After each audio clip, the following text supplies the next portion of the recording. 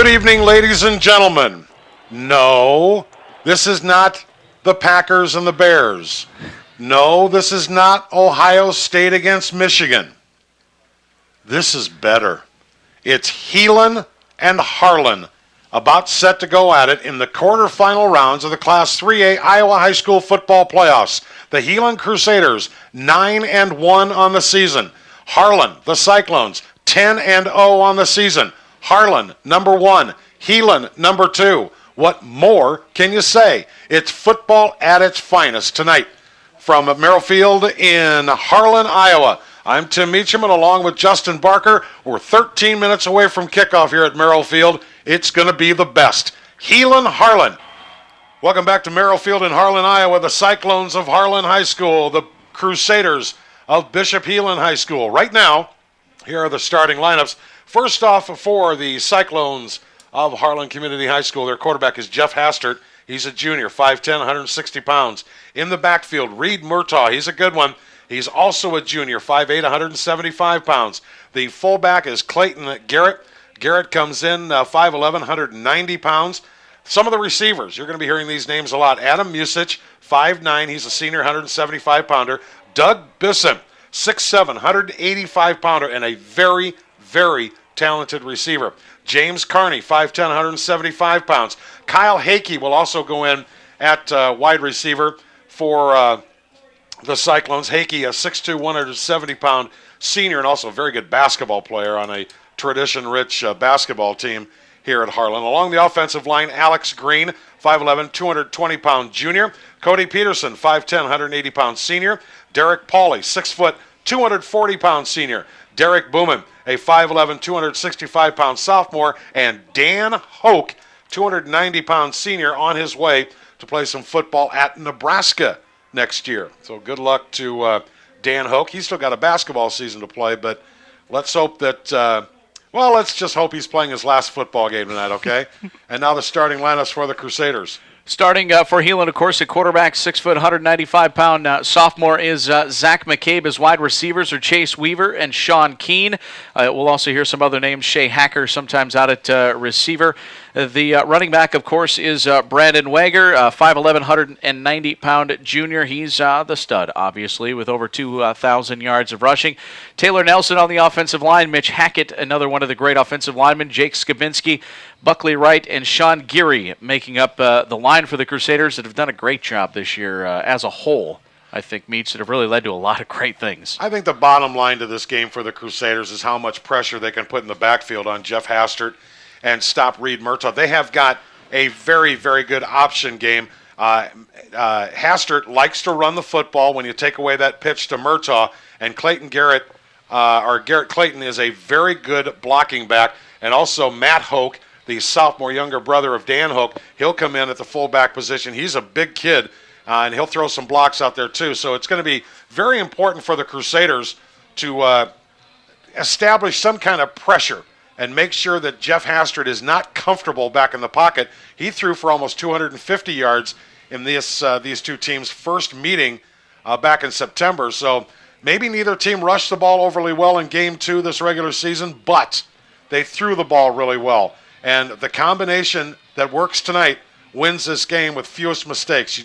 You have to avoid the turnovers, and you have to avoid, physical mistakes like a holding call or something like that. Things happen. You're a human being. You're a kid. You're going to make mistakes. It's the dumb mistakes, the late hits out of bounds, the blocking in the back when you don't need it, the false starts when you just kind of lose focus for a minute. We'll just have to wait and see. Well, both quarterbacks threw for over 200 and some yards, 230, both of them at least in week number 2. I'm not sure that's going to happen again the way that these defenses have matured, but Harlan won the toss. They deferred. They're going to kick it off to Heelan and take their chances in the second half. Kyle Hacker will do the kicking off for the Cyclones, and we are set to go for the game of the year, folks. It's pretty much that simple. Maybe Iowa's newest rivalry. I don't know. We always used to say years ago, Heelan East, Heelan Central, East Central, whatever. But I'm telling you what, this is a special relationship that these two teams have. Dropping deep for the Heelan Crusaders is Ben Rickard back on about the 5-yard line. Sean Keene is also back there. And also back there, as I said, Ben Rickard. Yeah, so Hakey will kick it off, and here we go. Hakey's kick is a wobbly kick. Takes a one-hopper and taken by Jordan Lester up to the 30 and about the 31-yard line. Jordan Lester caught that on a one-hopper and took it up to the 31. So the Crusaders start off in pretty decent field position on their own 31-yard line, and will bring out the offense for the first time tonight. This is going to be a good game, folks, so sit back and relax. Zach McCabe, the sophomore quarterback for the Crusaders. Calvillo is the fullback. Brandon Wegher, of course, is the tailback. And Heelan sends two receivers to the near side of the field. Chase Weaver way over here to the near side. And there's the pass. It's going to go long, and it is intercepted by Harlan. So the very first play of the game by Heelan, intercepted by James Carney of Harlan. That is not the way you want to get it started. Well, they came out throwing there right away, Meach, and like you said, didn't fool anybody. Three defensive backs in the area there for the Cyclones, and James Carney saw that pass coming the whole way, stepped in front of it, and Harlan now with terrific field position. They're going to start out at their 44-yard line, and definitely the big mistake that you talked about has already happened for Heelan. Bisson and Musich go to the far side of the field as receivers. To the near side of the field is Brian Clower.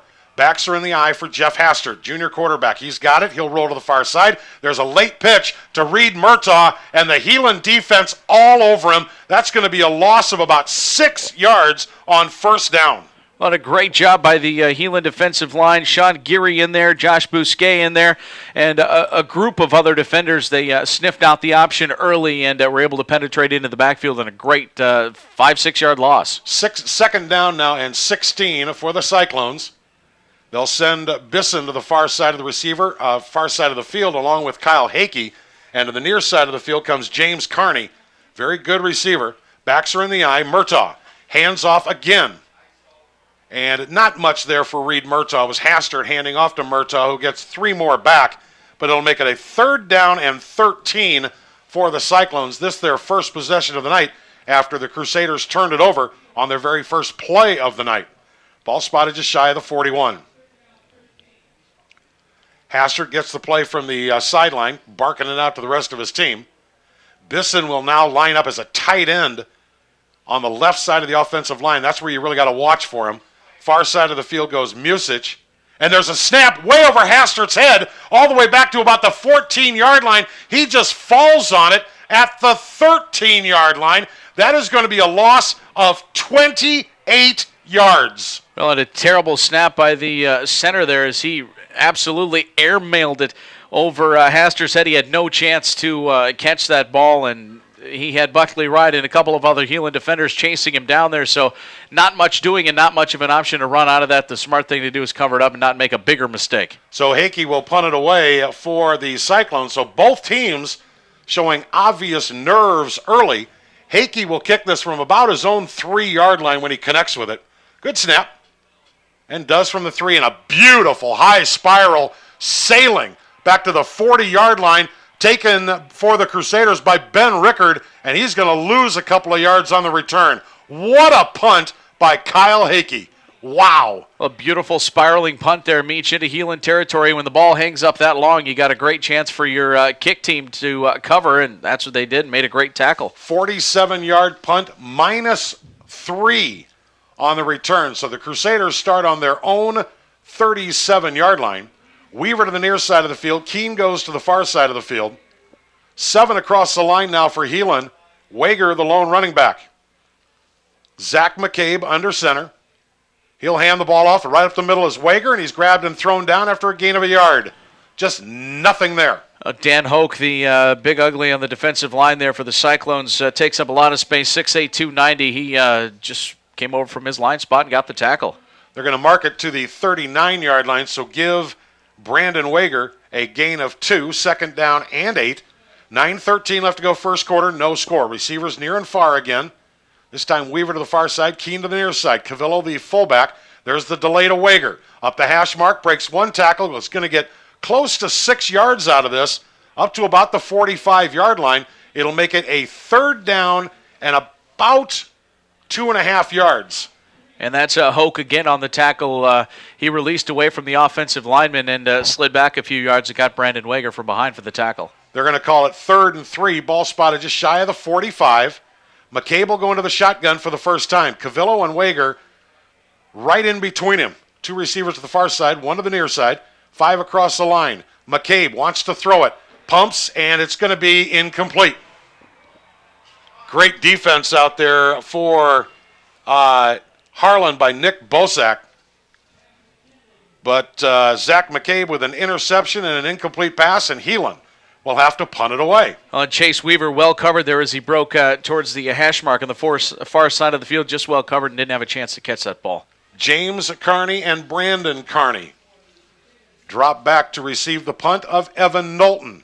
Let's see if Evan can get a nice punt off like Hakey did. Low line drive wobbler is going to be caught on the 23-yard line and dropped right there as Carney.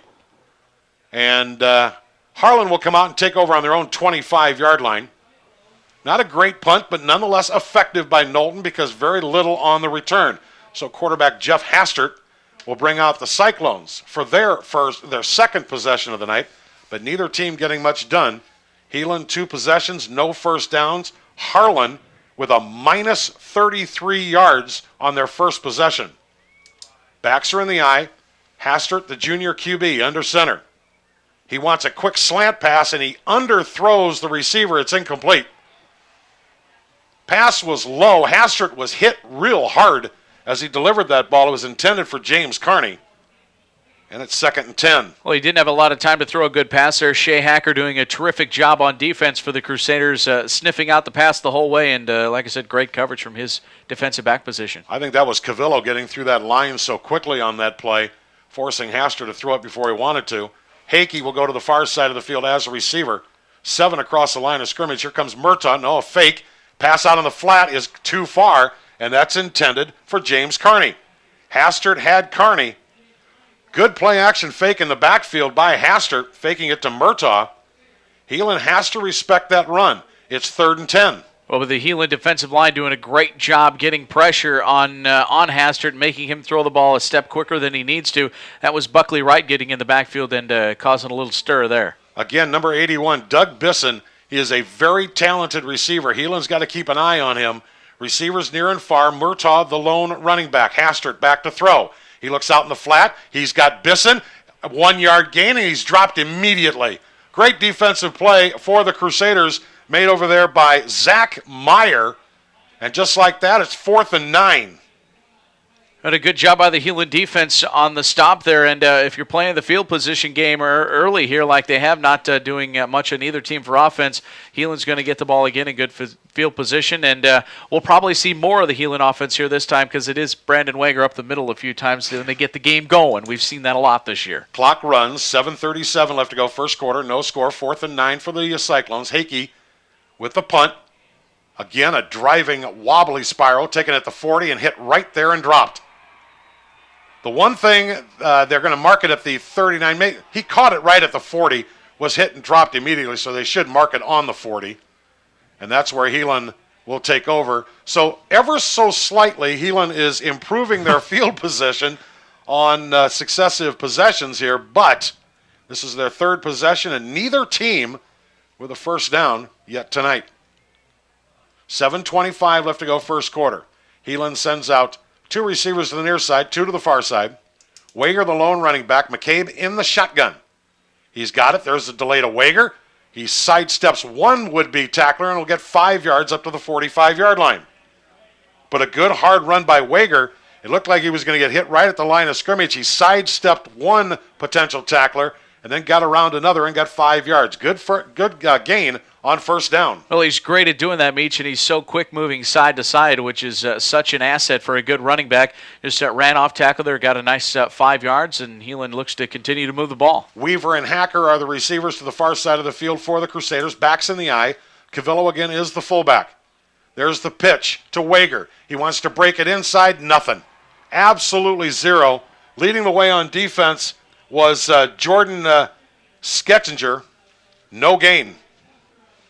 Well, not much doing there, Meach, and part of that reason is Heelan is faking towards Dan Hoke's side right now. They're respecting his size and ability, then they're coming back across the field, and in doing that, that allowed the Harlan defensive line and linebackers to catch up to him. 3rd and 5. Brandon Wegher, 4 carries, 12 yards so far on the night.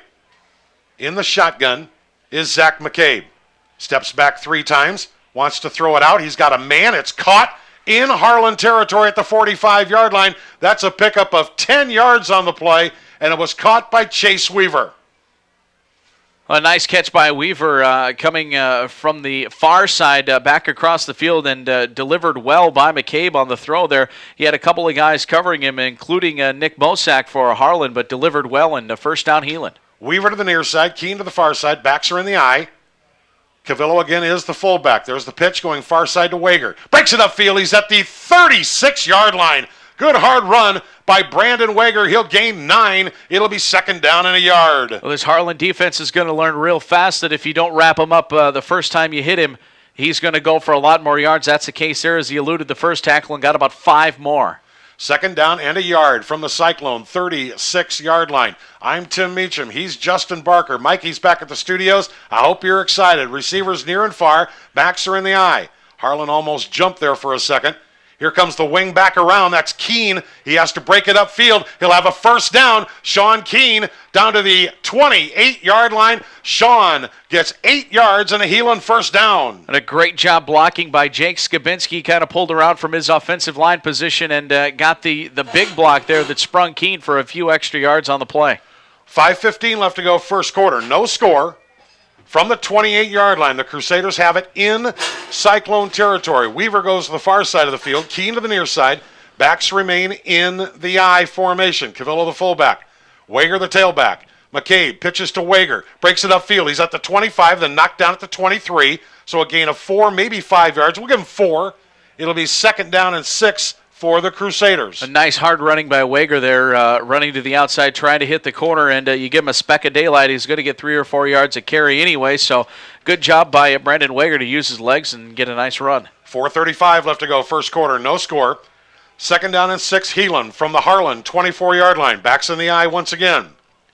Zach McCabe, same play, pitches to Wegher, follows his lead blocker, but good swarming defense led by James Carney of Harlan. Will knock Wegher down at the 22, so Brandon gets a couple of more yards, but it'll make it a 3rd down and, well, a long 4 for the Crusaders.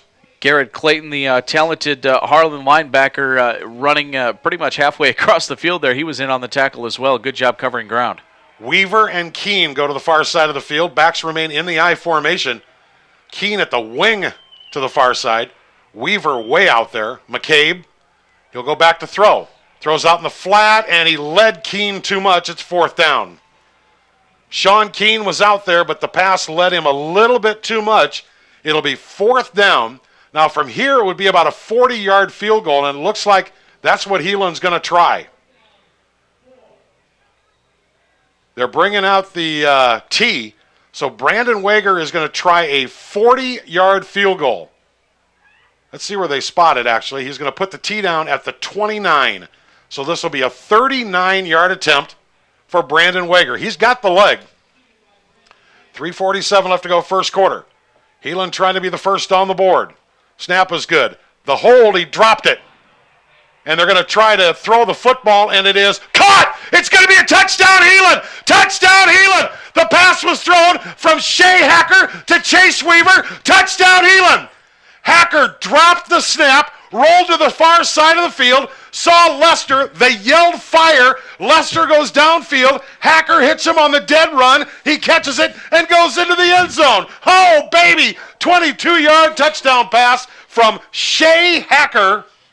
Oh. Well, Chase Weaver doing a great job in the last 7-8 yards of that run. He had to elude a couple of Harlan tacklers. He did just that, and Hacker to Weaver, touchdown. Heelan, a great play to get the scoring kicked off here tonight. Well, they'll try it again on the extra point this time, fortunately. Snap is good, hold is good, kick is up, and the kick is perfect. 3:37 left to go, first quarter. Heelan, 7. Harlan, nothing. We'll be back in 30 seconds here on 1360 KSEJ. I'm sorry, ladies and gentlemen, it was Shay Hacker to Chase Weaver. I was losing it up here. The snap came back to Hacker. It was a good snap, and the ball slipped as he was putting it down. He pulled it up. That's when you yell fire, the kicker yells fire, and everybody goes out. And it was Chase Weaver who went out, he was on the left side of the line. He cut across the field, and Hacker hit him on the dead run. What a throw. Well, the thing is, they made that look really easy. They've had to practice a fake fake field goal this week. They executed that way too well. All right, the Crusaders lead it 7-0. I'm still nervous. Reed Murtaugh back at about the 5-yard line. Brandon Wegher with a tremendous foot. Has several touchbacks this season. Let's see if he can get into one here. Murtaugh standing, as I said, about the 5. Wegher approaches. Kicks a low line drive. Sends Murtaugh back to the 7, to the 10, 15, the 20. Hit there and knocked down at about the 23, 24-yard line. So that is where the Harlan Little Cyclones will come out and start their next possession. Horatio Miranda there and Cole Wegher both doing a good job keeping their lane down the field. Right down the middle is where they went and got that tackle. Like I said, a good job. Just hold your lane and good kickoff coverage. Ball spotted at the 24, and junior quarterback Jeff Hastert brings up the offense again. Now at the fullback is Matt Hoke. He's a sophomore, 6'1", 210. Good blocking back. Murtaugh's the tailback. Murtaugh's got it. The Heelan defense lets him go. Murtaugh gets to the sideline. He breaks another tackle. He's down the sideline, still on his feet, down to the Heelan 37-yard line. But there's that block by a Hoke. And a huge gain.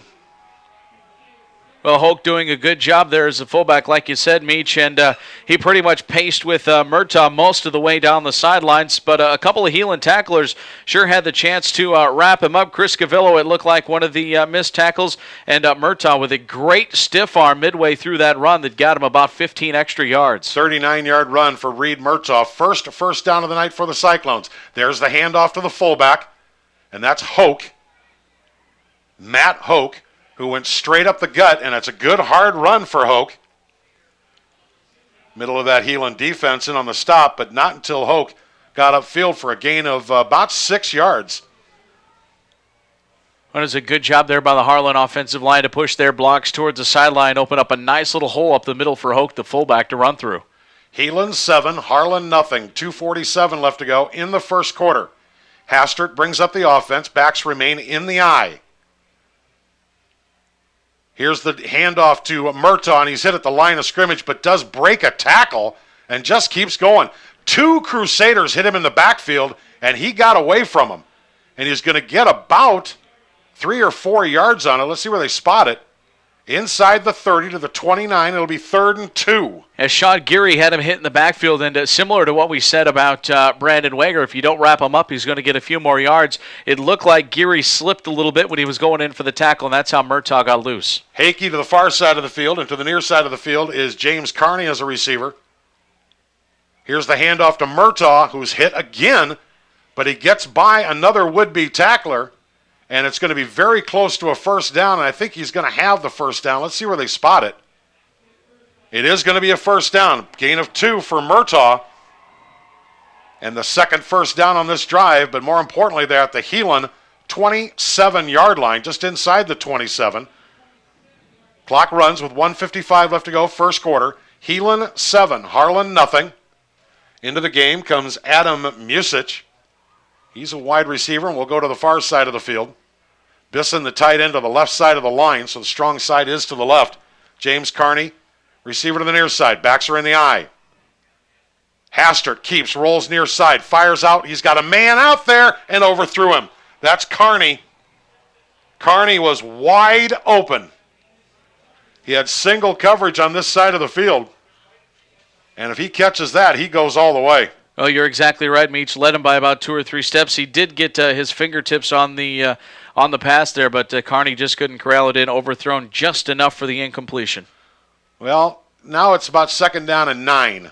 The ball is spotted now on the 26 instead of the 27. How many times have I seen this happen? Hastert under center, backs in the eye. Second man through, that's Murtaugh, big hole. Down to the Heelan 18-yard line.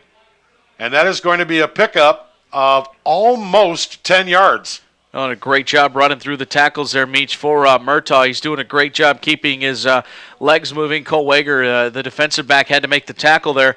And they're running through both sides of the offensive line right now as Harlan. They're kind of letting that strong side go and going off the weak side the last couple of times. The Cyclones very impressive on this drive. It's 3rd down and a yard for Harlan. Here's the handoff to Murtaugh, who again just took a 360 at the line of scrimmage, and he did that to avoid a tackle and gets the first down. That's 3 more for Murtaugh. And Harlan now with a first down, a new set of downs at the Heelan 15-yard line. Chris Calvillo in on the tackle for the Crusaders, and he actually had to go around one of the Harlan offensive linemen, come back around towards the end zone and get the tackle there. So Murtaugh hitting the line very quickly. Receivers near and far once again. Matt Hoke is the fullback. Murtaugh is the tailback. Hastert under center. Takes a snap, keeps it, rolls near side. He's got a blocker, and he does a little dipsy-do twirl himself and gets down close to the 10-yard line. These guys are just hard to wrap up. They're tremendous athletes, and that is going to be a pickup of 5 yards on first down for quarterback Jeff Hastert. Joel McCabe in on the Heelan tackle there, Meach, but kind of noticing it, more than one player here having a little trouble with footing. And the Cyclones are going to let the first quarter run out. So the first quarter in the books, it is Sioux City Heelan 7, Harlan nothing but driving. When we come back, they'll have it 2nd down and 5 at the Heelan 10. We'll be back after this 30-second timeout here on 1360 KSEJ. Welcome back to Merrill Field in Harlan, Iowa. Tim Meacham along with Justin Barker. 1 quarter is in the books. And Heelan leads it 7-0 on, well, a play that probably shouldn't have been run. They were trying a field goal from 39 yards. The ball was, the snap was almost dropped by Shay Hacker. He lost control of it, picked it up, rolled to the far side of the field, and he hit Chase Weaver. Officially a 22-yard touchdown pass from Shay Hacker to Chase Weaver. Makes it 7-0, but since then, Harlan took the kickoff from their own 24-yard line. They're now at the Heelan 10 with a 2nd down and 5 yards to go. A reminder, a little bit after 8 o'clock tonight, we'll have reports from Randy Renshaw. It is Election Day in Sioux City, and Randy will have election updates a little bit later on in the show for us. 2nd down and 5 from the Heelan 10. Hastert under center. Backs remain in the eye. Murtaugh's got it. Hit at the line of scrimmage, brought down, loss of a yard. Great defense by Jordan Lester of the Crusaders, and also I believe that was Buckley Wright helping him out. Well, Lester busted right through the line. The linebacker coming up there and sniffed out Murtaugh running the whole way. And that's what Heelan's got to do, Meach. They're trying to force Harlan to throw the ball. Kyle Hickey comes back into the game now for the Cyclones, a very, very good receiver. It's 3rd down and 6 for Harlan from the Heelan 11. To the far side of the field goes Carney and Hickey. Strong side is to the near side. That's Bisson. Back to throw, Hastert looking for Bisson. Into the corner, he overthrows him. That one could not have been caught. A good no call by the official over there. But again, Jeff Hastert had Bisson open. It's 4th down, and now the Harlan Cyclones will try a field goal. Hickey, this will be about a 27-yarder, maybe 28 yards, and it's basically right down the middle. And for him, I watched him in practice, and I've been watching this kid kick for the last couple of years. For him, that's a chip shot. He's got a leg. This will be a 28-yard field goal. As long as the snap and the hold are good. Of course, anything can happen on field goals. We already know that tonight. Snap is good, and the kick by Hickey is good. 11-12 left to go, first half. It is now Heelan 7, Harlan 3.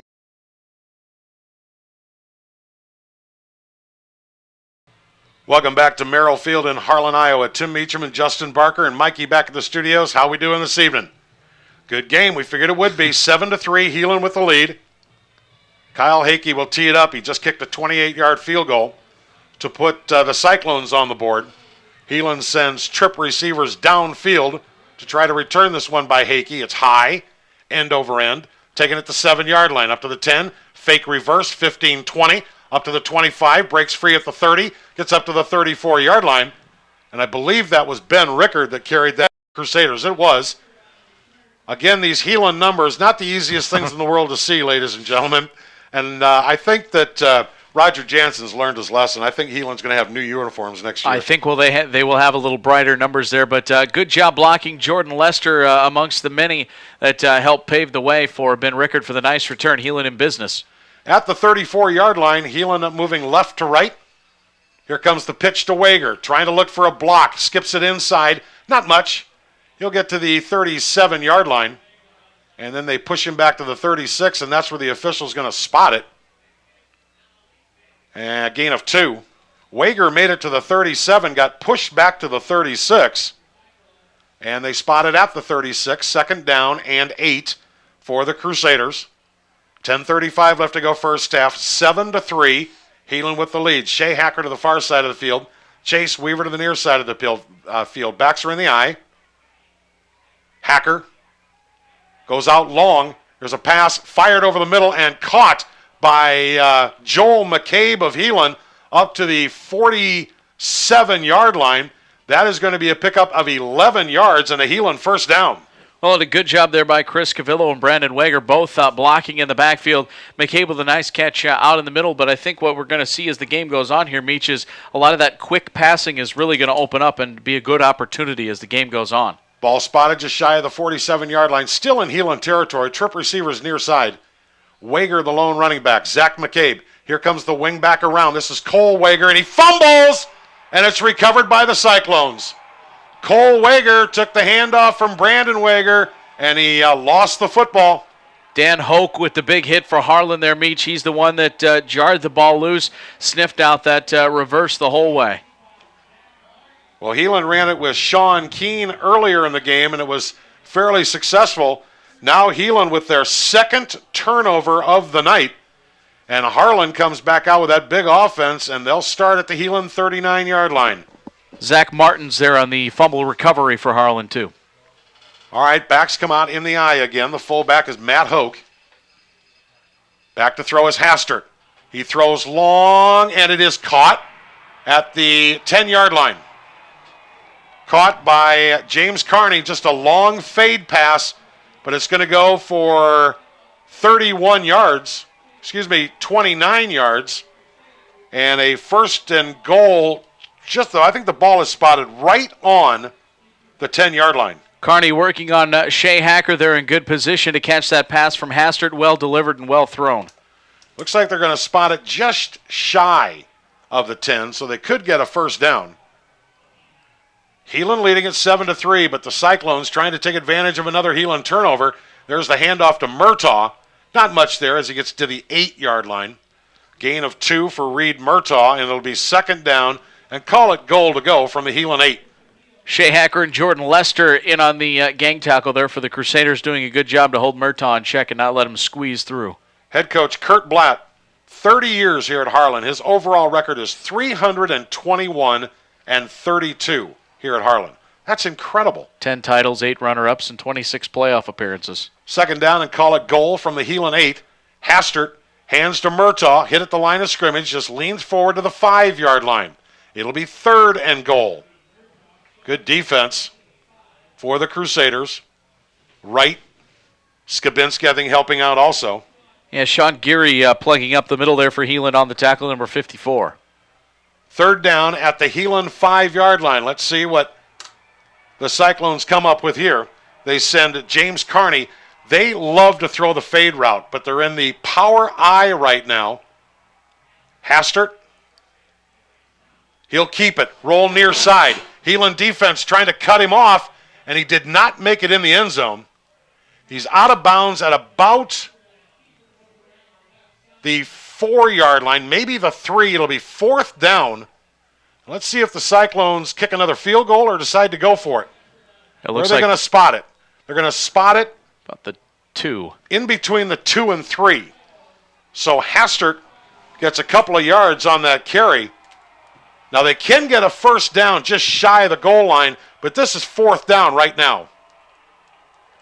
Again, the power I. Look for Matt Hoke, but he is the lead block out there. Hastert. Hands off to Murtaugh. He is not going to get in, baby. Heelan with a defensive stand. What a play. I think that was Chris Calvillo. It certainly was. Calvillo stood up Murtaugh. No gain. Heelan takes over. Oh, you're absolutely right, Meach. Great job by Chris Calvillo snuffing out that play, and Joel McCabe pitching in with his buddy to hold Murtaugh out of the end zone, and Heelan will take over, taking momentum back. 8 minutes and 12 seconds left to go here in the first half. Heelan leading it 7-3, takes over now on their own 3-yard line as they actually threw Murtaugh for a 1-yard loss. What a defensive stand by Chris Calvillo and the Crusaders. All right, up to the line of scrimmage, Zach McCabe. Receivers all over the place. McCabe wants to throw it. There's the fade pass, and it is incomplete, intended for Chase Weaver. Well, they had the right idea there, Meach, especially with Weaver being much taller than defensive back Lucas Larson out there. Had a couple of inches on him and just overthrew him by a tad on the sideline. From the 3, second down and 10, 8:07 left to go first half. Heelan 7, Harlan 3. Weaver to the far side of the field, Keen to the near side. Backs in the eye. McCabe under center. Handoff to the fullback Calvillo, not much there. Just beyond the 5-yard line. He'll get a couple of yards. And it'll make it a 3rd down and 8. So if the Crusaders do not convert here, they'll have to punt the football away and give the Cyclones very good field position. 3rd and 8 for Heelan. Well, Heelan looking to get a little space here, if anything. The offensive line trying to look for a push. They haven't had a whole lot of that tonight yet, Meach. All right, ball spotted just beyond the 5-yard line. 3rd down and 8. Keen to the near side, Weaver to the far side. McCabe in the shotgun. And we've got a delay of game against Heelan. Boy, that was a quick 25 seconds. But that's our first penalty of the night. Boy, that was a very quick 25 seconds, but you got to get it off in 25. Now it's 3rd and 10. Ball spotted back at the original line of scrimmage. And McCabe comes out in the shotgun once again. Keen to the near side, Weaver to the far side. Backs are split, McCabe back to throw the football. Throws it out of the end zone. Wegher almost got tackled in the end zone, and he'll get a yard out of it. Great defense for Harlan. Jordan Schlesinger blitzing on that play. He went right at McCabe. He didn't have a whole lot of time to make any decision there. Brandon Wegher, the safety outlet there, just a few yards, as you said, Meach. So Heelan will be forced to punt in good field position coming for Harlan. Evan Knowlton will stand in his end zone. Well, I'll tell you what, Heelan would rather punt it out of the end zone than give up a touchdown. Knowlton with a low driving kick, and it's muffed on the other end of the field at the 50 and then jumped on at the 49 by Brandon Carney. So a great punt by Evan Knowlton of 44 yards, and Carney couldn't pull it down, so it went backwards about 5 yards. And Harlan, again, in very good field positions, the nose of the football almost touching midfield. Well, the height and length of that punt was what threw off Carney just enough to where he had to try to catch the ball running backwards, and that's a tough play for a lot of people. That's why he muffed it. All right, Hastert comes out in the shotgun now. 2 running backs standing right next to him. There's the delay to Murtaugh, and he is smoked. I mean, smoked. Calvillo, and I believe that was also Weaver. Yep, our McCabe. Joel McCabe and Chris Calvillo. A loss of a yard. Well, McCabe and Calvillo came up from their linebacker spots untouched into the backfield on that tackle, and this Heelan defense doing a terrific job here in the first half with what normally is a high-powered Harlan offense. 2nd down and a long 11. Hastert in the shotgun. Receivers all over the place. Hastert, a little bit of pressure, lobs it over the middle. It is caught. That's Hakey. Kyle Hakey will catch anything you throw his way. And he's down at the 27-yard line. That is a huge pickup of 25 yards and a first down. Well, that was good defense by Cole Wegher the whole way, but like you said, Meach, Hakey will just go up and get it, and he did that. He left his feet, made the nice catch, and added a few yards on after that. Boy, that was a beautiful, beautiful pass, though. And Kyle Hakey can just get the job done. This kid is a tremendous athlete. Harlan first down at the Heelan 27-yard line. Harlan has really dominated this second quarter, but they still trail Heelan 7-3 with 5:40 left. Hastert brings his second receiver, James Carney, and now a timeout called by the Cyclones. 5:39 left to go in the first half. It is 7-3, Heelan leading Harlan. We'll be back right after we take this 30-second timeout here on 1360 KSEJ. Welcome back to Merrill Field in Harlan, Iowa. Harlan Cyclones with the ball on the Heelan 27-yard line with 5:39 left to go in the first half, and Heelan leading Harlan 7-3. Heelan scored on a botched field goal attempt. Shay Hacker couldn't control the snap, so he just rolled out and hit Chase Weaver from 22 yards out. Kyle Hakey's provided the only 3 points for the Cyclones. Backs in the offset eye now. Heelan almost jumped. When the official was going to throw a flag for a second, decided not to. Hastert lobs it over the middle. It is incomplete. It was intended for Adam Musich. And Ben Rickard was back there. Ben wanted to intercept that ball, but both of them, both the timing on their jumps, the defender and the receiver, a little bit off. Well, in that case, Rickard had better position for the pass than Musich did, and that's why he was able to get the deflection. He went up kind of in front of him. Good job on defense there. Yeah, I'll tell you what, if Hastert's throwing had been lower, I think that ball would have easily been picked off by Rickard because he had great defensive position. 27-yard line. Harlan has it, moving right to left. Receivers near and far for the Cyclone. Backs in the eye. Hastert on the draw to Murtaugh. Lots of room, but Heelan shuts it down in a hurry. That'll be a gain of about 2 yards. McCabe and Calvillo once again on the stop for the Crusaders. Well, they're doing a great job of staying home as linebackers, especially when that draw can really throw some defenses off. But McCabe and Calvillo doing a good job staying at home and getting the tackles that are presented to them just like that. From the 24-yard line now, 3rd down and 7 for the Cyclones. Hastert retying his left shoe, comes up and gets in the shotgun. 2 receivers. 2 running backs. Hastert fires. It's incomplete. And they're going to call pass interference. That's not a good call. That was a very good defensive play by Shay Hacker of Heelan. And here we go again with these pass interference calls. That was a good defensive play by Shay Hacker. Well, and I think they're blaming the pass interference on the fact that the ball hit Carney right on the numbers and he dropped it. I think they think that Hacker knocked it out of the way early and he didn't. Hacker, there's no question, Hacker. I think Hacker got a piece of that ball. Oh, yeah, that's a tremendous play by Shay Hacker. Heelan, here we go.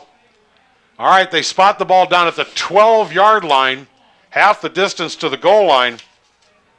But that's one that we're going to be looking at for a while because that was not a good call. Good defense by Hacker, and he gets penalized. Hastert, handoff to Murtaugh. Down to the 6-yard line. He'll get 6 more. It'll be 2nd down and 4 from the Heelan 6. Now they spot it at the 5, so they give him a very good mark on that play. Well, he got hit by Brandon Wegher and kind of fell forward for the yard, and I guess they give it to him. 2nd down from the Heelan 5-yard line. This all being set up by a pass interference call. Backs are in the eye. Handoff to Murtaugh again, skips his way inside and gets in the end zone. So after the real bad call by the official, 2 plays later, Harlan scores on a 5-yard touchdown run by Reed Murtaugh. And it's 9-7 Harlan with 4:15 left to go here in the first half. Well, Murtaugh hit one of his offensive linemen on about the 5-yard line, spun around, and there was open field between him and the end zone. That led to the score. Boy, you see that happen quite a bit, folks, but unfortunately it just happened to the Crusaders, and now Hakey will kick the extra point. It's 9-7 Harlan with Hakey, a very good extra point kicker, trying to make it 10-7. Harlan with their first lead of the night. Long snap count, and the kick is up, and the kick is good. 4:15 left to go in the first half. Harlan 10, Heelan 7. We'll be back in 30 seconds here on 1360 KSEJ. Tonight's game also being brought to you by Wegher Construction, the only residential home builder in the Siouxland area with a design center at their facility. By working with the best suppliers who offer competitive pricing for quality product, Wegher customers can choose from a selection of carpet, tile, wood flooring, granite, cabinets, interior, exterior paint, exterior brick and stone, and much more. Hakey's kickoff to the far side of the field at the 15-yard line, to the 20, the 25. That's Sean Keane up to the 30 and knocked out of bounds at about the 33-yard line. So a nice return by Heelan's Sean Keane. All right, Harlan with the lead now, 10-7. And Heelan will bring the offense out once again. Heelan with 4 first downs on the night. And Harlan with 6 first downs. But Heelan in pretty decent field position. Zach McCabe brings out the offense, and Heelan will send Weaver to the far side of the field and Keene to the near side. Wegher the lone running back, so 7 across the line of scrimmage. No fullback in there. There's the fake by McCabe, throws it out in the flat. It is caught by the tight end Joel McCabe, who gets up to the 39-yard line. That's going to be a pickup of about 5 yards for the Crusaders. Well, and Heelan continues to give that Cyclone defense a good mix of what they're capable of passing the ball here. We haven't seen a whole lot of Brandon Wegher lately, so I'm thinking a run or two is in store. 3:44 left to go first half. Harlan 10, Heelan 7. Coming up a little bit after 8 o'clock tonight, we'll send it to Randy Renshaw back in Sioux City for election night coverage. Should come a little bit after halftime or during halftime, something like that. McCabe back to throw. He's being pressured, and he's going to be sacked all the way back to the 29-yard line. That is going to be a loss of about 10 yards. Corey Custer and Dan Hoke in the backfield there for the Harlan Cyclones, and Zach McCabe really nowhere to go, and the sack comes out of that, and third down and long for Third Heelan. and 14 for the Crusaders with 3:07 left to go here in the first half. This game has been dominated by the Cyclones since the middle of the first quarter. Heelan sends 2 receivers to the far side, 2 to the near side. Wegher the lone running back. McCabe in the shotgun. Third down and about 15. McCabe back to throw. He's being pressured. Runs out. Stops. Fires over the middle. It's incomplete. And it was intended for Chris Calvillo, and we've got a illegal receiver downfield against Heelan.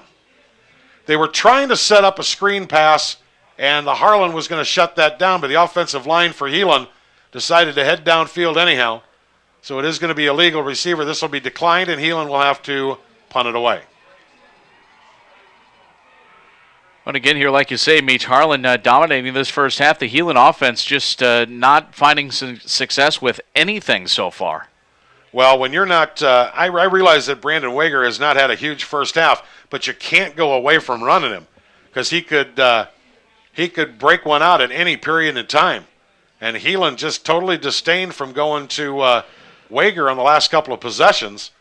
And now Evan Knowlton will have to punt it away once again, and the Cyclones will get pretty decent field position depending on what Evan Knowlton does with this one. Harlan leading at 10-7. Knowlton's punt's a low driving spiral that'll hit and take a Heelan bounce inside the 30, inside the 25, and go dead at the 23-yard line. So Knowlton with an effective punt for the Crusaders. And with 2:36 left to go here in the first half, the Cyclones will come out on offense once again and try to put a little bit more ammunition in their gun. See if they can score a few more points. Well, they've done a great job moving the ball here in the first half, Meach, and that's obviously going to be one of the things that Heelan's got to make some adjustments with because Harlan's passing the ball very well, and Reed Murtaugh's doing an awfully good job chewing up yardage on the ground. Receivers go near and far. Backs are in the eye now as Jeff Hastert, the junior quarterback, brings up the offense. Hastert will hand to his fullback who stood up at the line of scrimmage and gets a yard, and that's it. That's great defense by the interior of that Heelan defensive line. Wow, that was just awesome. Hoke gets a yard, and that's it. Well, the Heelan defensive line is outplaying the Harlan offensive line without a doubt here, and the linebackers doing a great job with support on the run. In situations like that, you're getting the linebackers aren't getting the sniff till the last hit, which Chris Calvillo did deliver. Skabinski, Geary, Calvillo, all that in the middle of that defense. Hastert now in the shotgun for the Cyclones. Sending receivers all over the place. Backs are split. Hastert wants to throw it. They set up a screen pass, and they've got runners, and it's Bisson who catches it and gets it up to the 28-yard line. Great defense from behind by the Crusaders. So Bisson only gets about 3 yards out of it, and that could have been huge. Yeah, Heelan had a couple of defensive linemen, Skabinski, and I think it was Buckley Wright, busting through the middle there. Heelan calls a timeout with 1:38 left to go here in the first half. When we come back, Harlan will have it 3rd down and 6. We'll be back right after this 30-second timeout here on 1360 KSEJ. Hungry for... Man, that sounds good right now. Alfredo Pizza. Call 258-0691. Boy, that's good stuff. How good is it that we both have that number on the top of our heads? That ought to say something. I've been calling since I was a kid. Minute 38 left to go. Harlan 10, Heelan 7. Third down and a long 5 for the Cyclones. Hastert in the shotgun.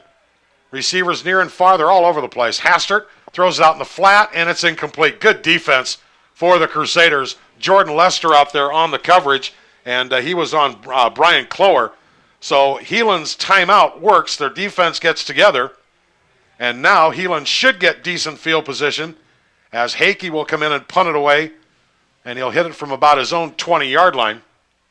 And the Crusaders, who've turned it over twice in this first half and only trail it 10-7, they drop Ben Rickard deep. Cole Wegher's also the mid-range guy. Hacker with a great foot. Heelan with 2 timeouts left to go. Both teams have 2 timeouts left. Good snap to Hacker. Oh, what a beautiful punt. Turns it over. Rickard on the 33-yard line.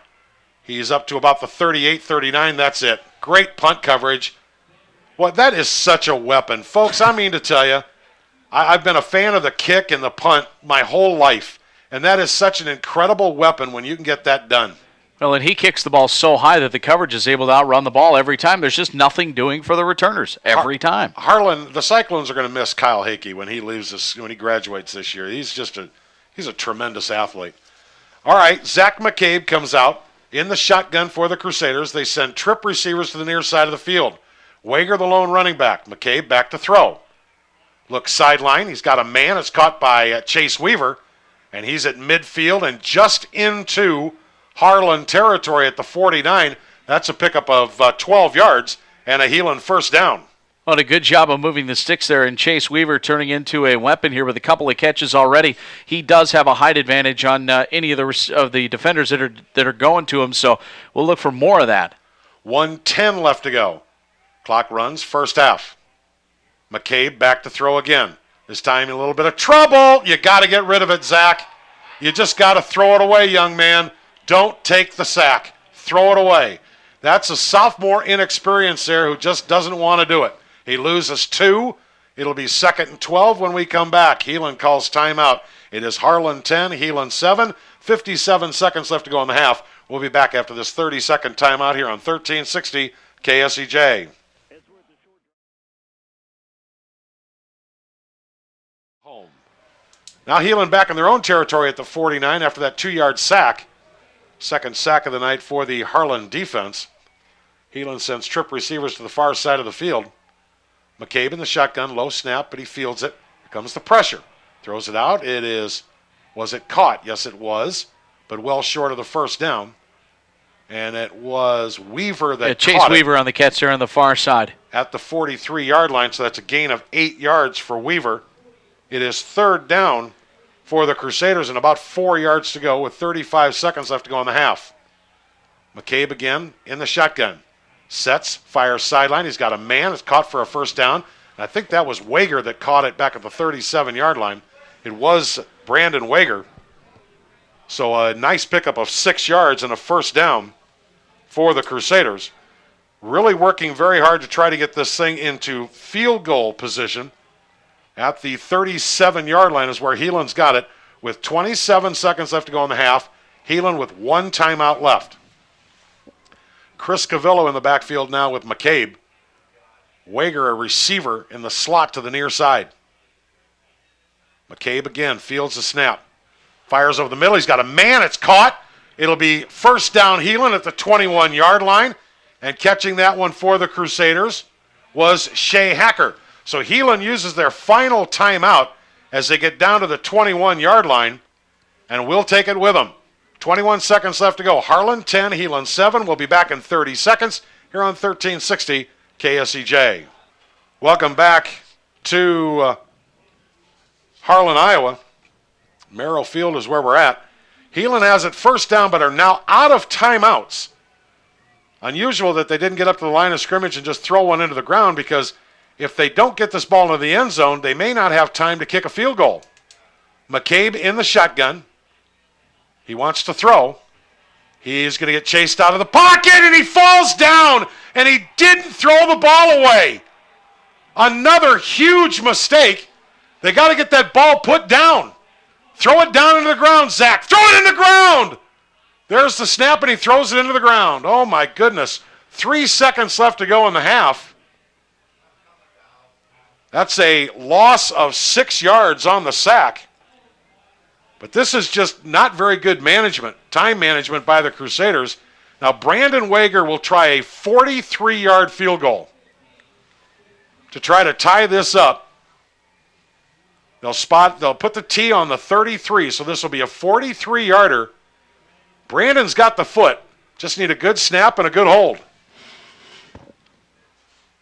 This will be the last play of the first half. Good snap, good hold. The kick is up. It is long enough. It is no good, wide right. That is the end of the first half. It is Harlan 10, Heelan 7.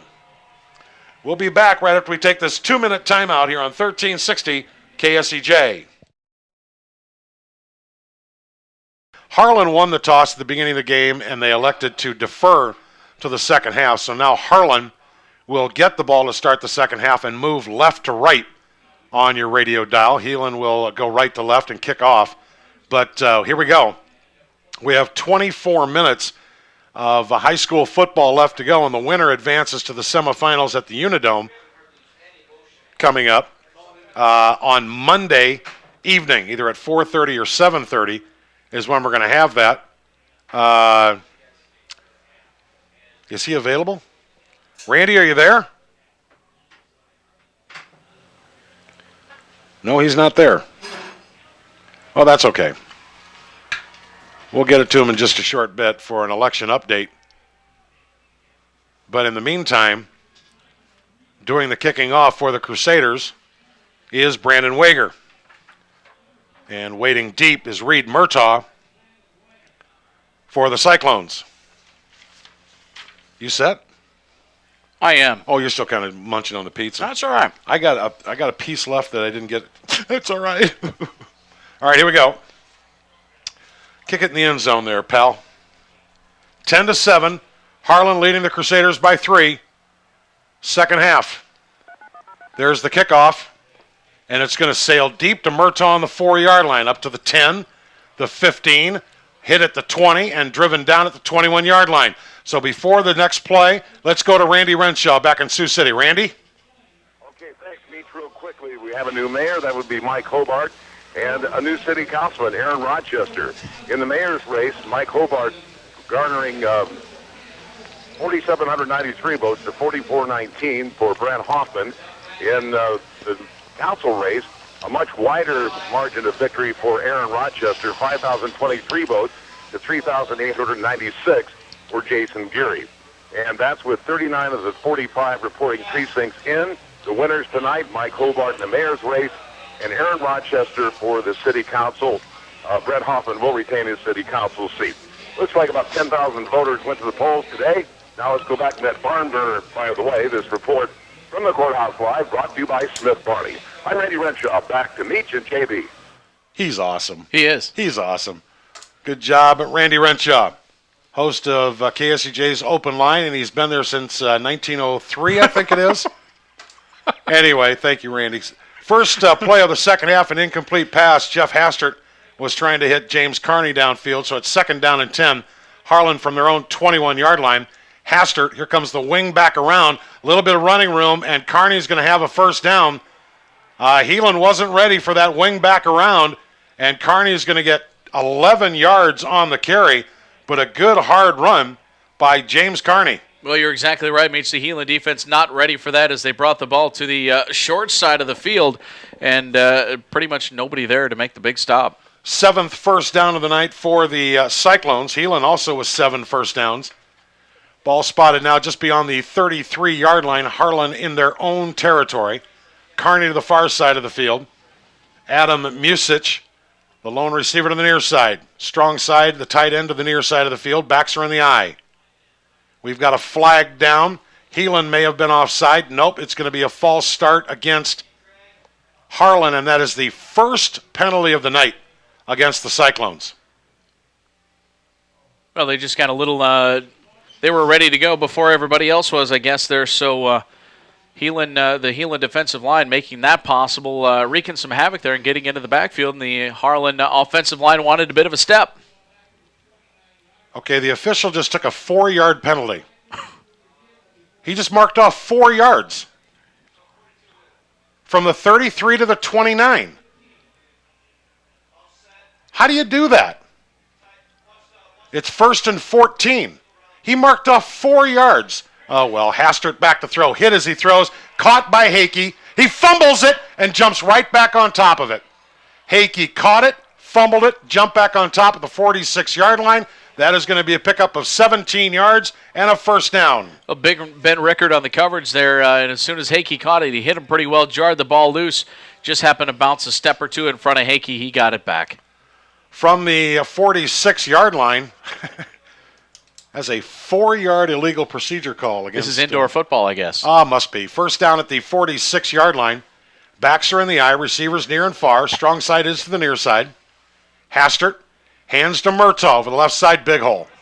He'll get into Heelan territory at the 46. That's going to be a gain of 8 yards.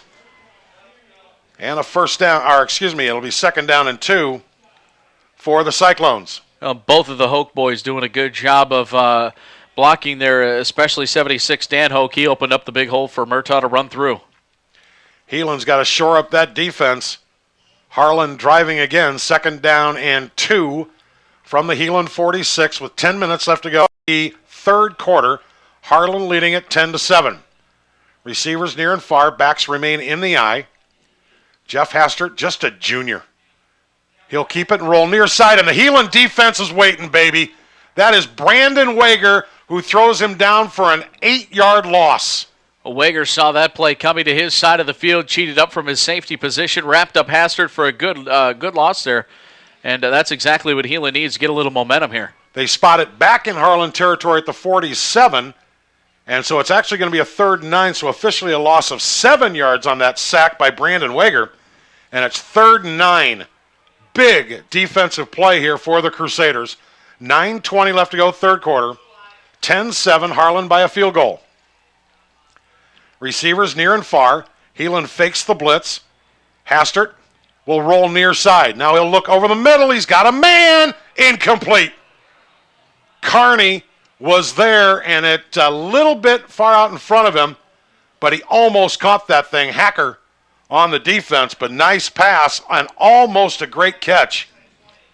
On the far side of the field, it'll be 4th down, and Hakey will punt it away for the Cyclones. So that huge sack by Brandon Wegher, and the incomplete pass makes it 4th and 9 for the Cyclones.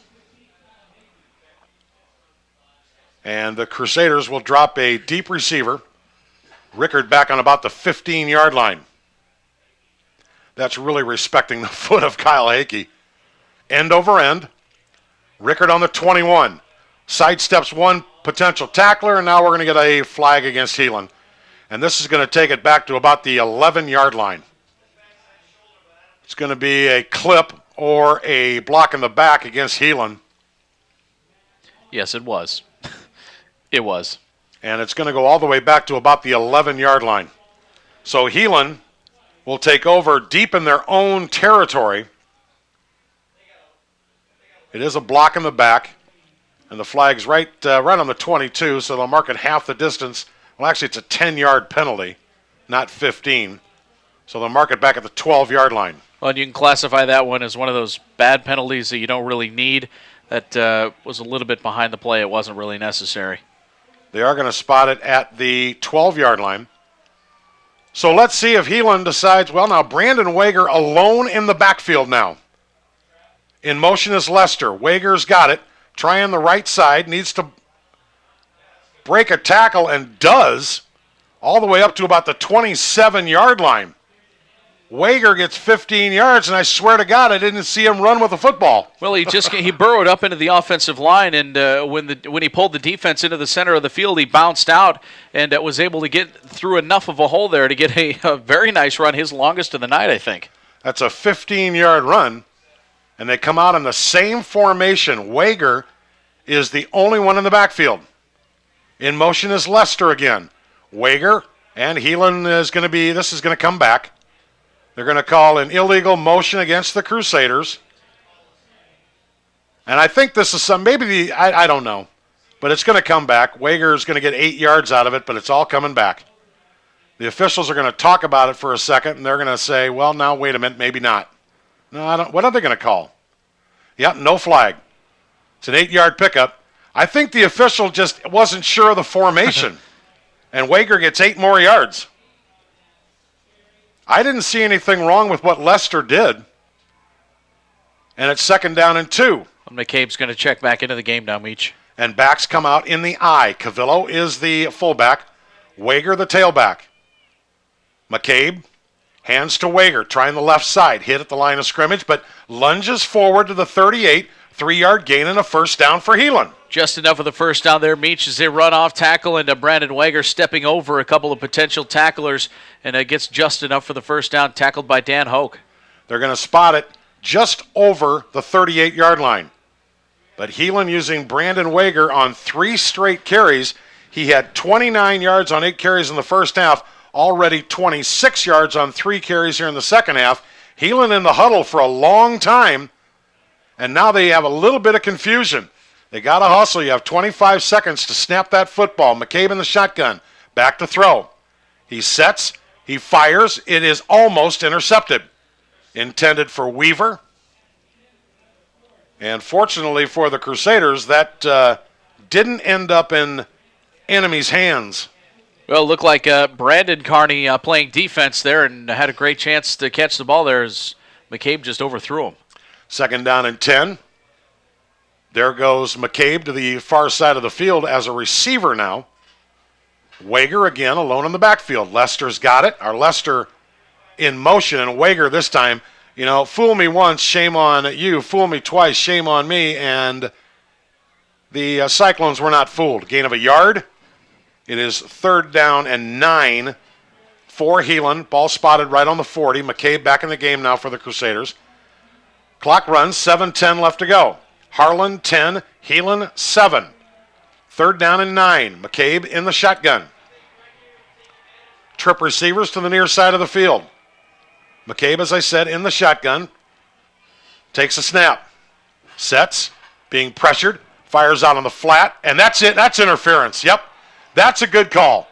Weaver went up for it, and Carney hit him early. This is going to be a good call. This will be a Heelan 1st down. It'll be a 15-yard penalty and a 1st down for the Crusaders. That helps. Well, McCabe's got to throw the ball a little earlier, Meach. He held on to it way too long. He had Weaver open a little bit earlier in that route, but just couldn't get it to him. So only the 2nd penalty of the night against Harlan, but both coming here in the 3rd quarter, and they're marching off 15 yards and go into Harlan territory at the 45-yard line. So the Crusaders, no question about that pass interference. Weaver went up, and Carney cut his legs out from underneath him before the ball got there. Keene and Weaver and Wegher will go to the far side of the field as receivers. Keene actually in the wing to the far side. Calvillo standing next to McCabe. McCabe back to throw.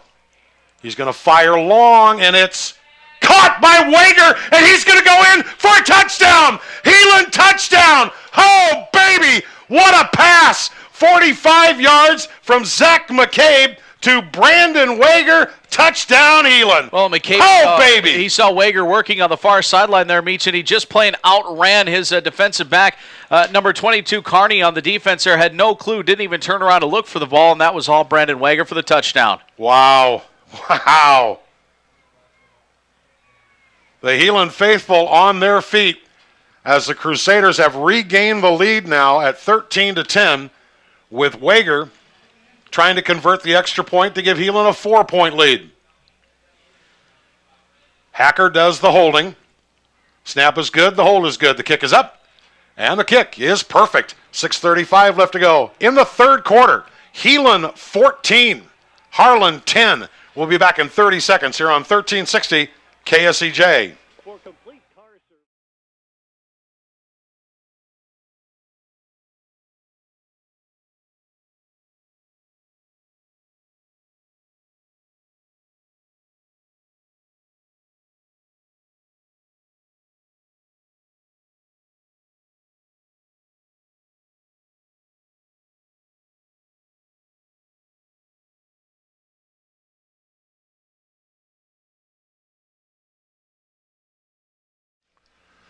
Welcome back to Merrill Field in Harlan, Iowa, as the Crusaders have just exploded. They've gone 88 yards on that last drive, completed a 45-yard touchdown pass from Zach McCabe to Brandon Wegher. Wegher touched the ball on that possession 5 times, 4 on runs, 1 on the pass. And basically, with that pass interference call, Heelan only needed 5 plays, so he touched it on basically every play. Well, and I think that's what everybody was waiting for and ready for Heelan. Now they get to go out, take the momentum on defense, and shut down the Harlan Cyclones again. Reed Murtaugh standing back on about the 7-yard line for the Cyclones, and Brandon Wegher will get a foot into it, and the Heelan faithful on their feet. Wegher's kick, low, end over end, down to Murtaugh on the 4-yard line, up to the 10, the 15, trying to cut it to the outside, using his speed to get out there, but Heelan's speed catches up to him at the 26, and that is where Murtaugh goes out of bounds. So the Cyclones, who have led since the 4:15 mark of the first half, but totally dominated the second quarter, it's now Heelan with the lead, 14-10, with 6:26 left to go here in the third quarter. Well, this is huge to see how the Heelan defense can come out and try to shut down Harlan. Hastert under center, backs her in the eye. Hakey, the receiver, to the far side of the field. Hastert hands to Murtaugh, and the Heelan defense throws him down for a yard loss. Boy, that's just awesome defense over there. And that's Buckley Wright leading the charge over on the far side of the field, doing a good job at inviting his buddies to play along too. Joel McCabe also helping in on the stop. 2nd down and 11 for the Harlan Cyclones from their own 25-yard line. They're not used to trailing in the second half of anything. Their last loss was to Lamar's in the second round last year, but they have reeled off 45 straight regular season wins. In the last 5 years, they're 59-1. Hastert keeps, pitches at the last moment. Here comes the Heelan speed on the defense and catching up with Murtaugh. Let's see who was that Chris for the Calvillo. Crusaders. He covers It ground. was. He does a terrific job covering ground. He gets to go wherever the ball goes, obviously at a linebacker position, but he sniffed out that option. Hastert did a good job of pitching it way late, but too late because there were 4 Heelan defenders in the ballpark waiting to tackle, led by Chris Calvillo. Well, on a 3rd down and 10, let's see if the Crusaders bring pressure. Backs come out in the eye. The fullback is Hoke. Hastert wants the slant pattern. It is in, knocked away. What great defense intended for James Carney, and 2 Heelan defenders were out there and broke it up. I think it was Cole Wegher and Hacker, but Hacker looks to be a little shook up out there. Well, and Chris Calvillo delivered the big hit there, making sure that Carney didn't catch the ball. That was a huge hit and a great job. Heelan sends a receiver deep now to field this punt after that last incomplete pass. Boy, Heelan just smoked the receiver, James Carney. And here's Hakey with that powerful punter foot. Snap a little high, but he pulls it down. End over end, wobbly. Will hit on about the 40 and actually take a Harlan bounce inside the 25 and all the way down to the 18-yard line. A very effective poor punt. See, that's one of those deals.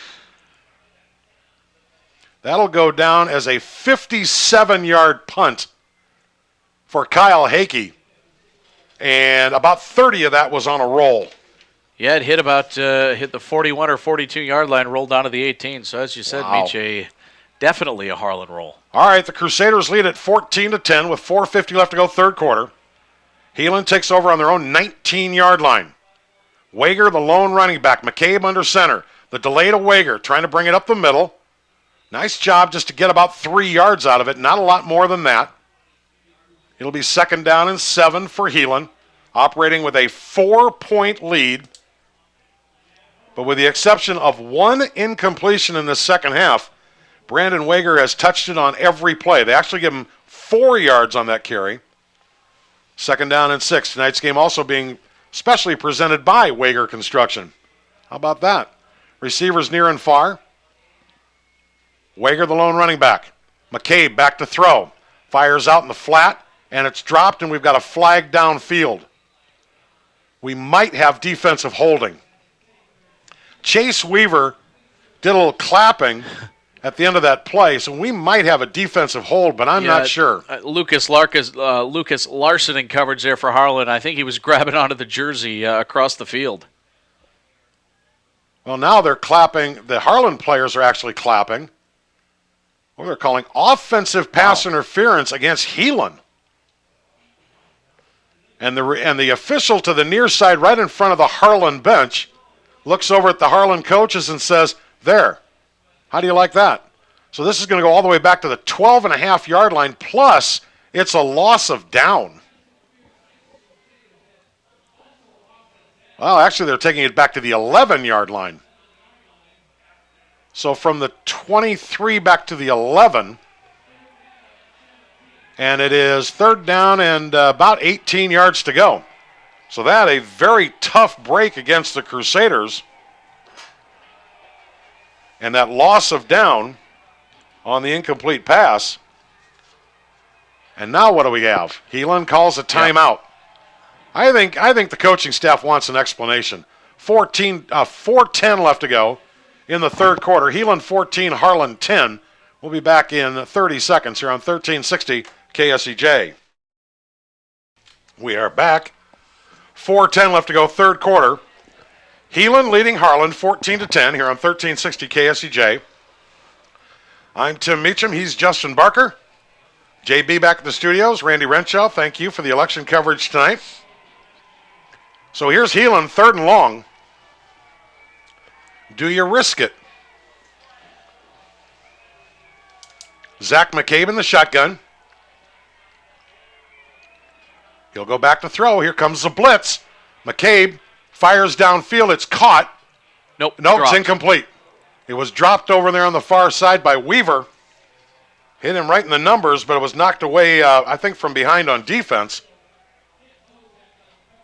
You're right, Meach. Nick Bosak on the defense for Harlan, and had he caught it where he was tackled, that was not enough for a first down. Well, it would have given Evan Knowlton a little bit more breathing room. Evan will end up hitting this at about his own 3-yard line. So the two punters have both done pretty well so far tonight. Here comes the pressure, and boy, they almost got to him.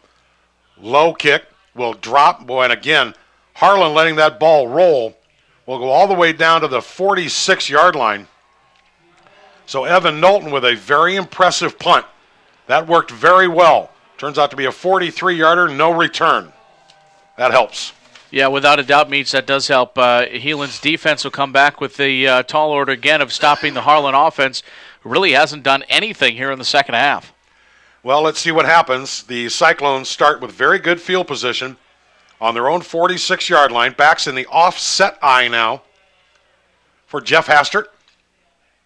He'll hand on the delay to Murtaugh, who's trying to get outside. Calvillo grabs him and throws him down for no gain. Boy, Chris Calvillo showing tremendous speed against a very fast running back in Reed Murtaugh. Yeah, Reed Murtaugh's got a lot of wheels, but Chris Calvillo has showed us a number of times tonight that you're just not going to outrun him, and that's another case. Second down and 10 for the Cyclones from their own 46-yard line. Clock continues to run. 3:20 left to go, third quarter. Hastert under center, and we've got what? Heelan call another timeout? No, an official timeout. Yeah, Joel McCabe, something must be wrong with his equipment. So Joel will have to check out of the lineup for a moment. That's one of your better defensive players that had to go out of the game. Looks like he's bleeding on his elbow. Oh. So they've obviously got to take him out for a play and get that covered up. Yes, sir, they do. Second down and 10. The winner of this game plays Monday at either 4:30 or 7:30 in the Dome. Hastert wants to throw. Sets, fires, incomplete.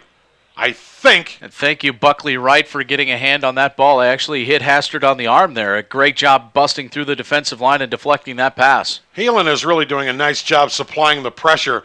They are really not letting Hastert set up. And when he does, when Hastert does have a chance to set his feet and throw downfield, he is very accurate. 3rd down and 10. Heelan fans on their feet. Heelan players need a stop here. 3:03 left to go, 3rd quarter. Hastert in the shotgun. Changes plays. Hakey in motion. Goes to the far side of the field. He's the one to look for. And we've got delay of game against Harlan. 5-yard penalty. And now it is 3rd and 15. Now let's see how many yards they mark this off here. Hastert saw something he didn't like there with the Heelan defense and tried to change plays, and that's a difficult thing for a lot of high school teams to do, to change the play in the middle of that 25-second count and still get the play off, and they weren't able to do it, which is great. Move them back. Hastert might have seen something, but when they sent Hakey in motion, it just took too long. 2 receivers near side, 2 far side, 5 across the line. Hastert back to throw the football. 3rd and 15. He's going to go long. He's got a receiver out there who catches it, and they don't call offensive interference. Boy, I mean to tell you. That's Bisson out on the catch, Doug Bisson. Bisson, huge receiver. Beautiful pass from Hastert all the way down to the Heelan 28-yard line, but it looked like Bisson might have pushed off a little bit on that play, but not enough to blow the whistle. That's going to be 33 yards on that completion to Bisson. What a huge play on 3rd and 15. Pass caught over the middle, down to the 24-yard line, a gain of 4. And the pass was caught by Brian Clower. First catch of the night for him. Just coming right over the middle, and nice catch, but the Heelan defenders right there to tackle him, not allow any yards after the catch. They give him a gain of about 6, about 5. Let's call it 5. 2nd down and 5. But Harlan on the prowl again at the Heelan 23. What a huge catch by Doug Bisson. Hastert on the delay to Murtaugh. He's got some running room. Breaks a tackle. Breaks another tackle. Touchdown, Harlan.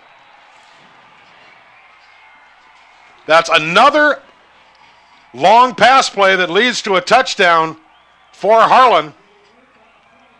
Well, the middle opened up for Reed Murtaugh there, Meach, on the delay there, and a big enough hole for really you to drive a truck through. He was only touched by one Heelan defender the whole way, and he outran Chris Calvillo towards the corner of the end zone.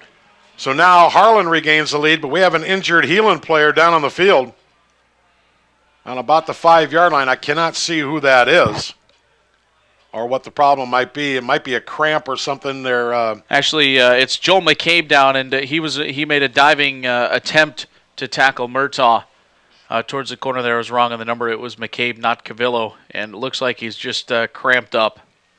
So a big 3rd and 15 pitch and catch from Jeff Hastert to Doug Bisson. And 2 plays later, Reed Murtaugh, his 2nd longest run of the night for a touchdown, gives Harlan back the lead. McCabe's still down on the play, so we're going to take a break here from Merrill Field in Harlan, Iowa. It is Harlan 16, Heelan 14 with the PAT coming up. 1:56 left to go, 3rd quarter. We'll be back in 60 seconds here on 1360 KSEJ. Welcome back to Merrill Field in Harlan. Joel McCabe was the injured Crusader, and he did limp off the field. They were checking out his knee, his left knee, but hopefully he'll be okay. Kyle Hakey will try the extra point after the 24-yard touchdown run by Reed Murtaugh. Regains the lead for the Cyclones. Long snap count. Snap is good. The kick is good. And with 1:56 left to go in the 3rd quarter, it is now Harlan 17, Heelan 14. We'll be back after this 30-second timeout here on 1360 KSEJ. Well, in a game that has gone back and forth, Heelan led at 7-0. Then it was 7-3. Then Harlan led 10-7. Heelan then led 14-10, and now Harlan leads at 17-14. We expected this kind of a game.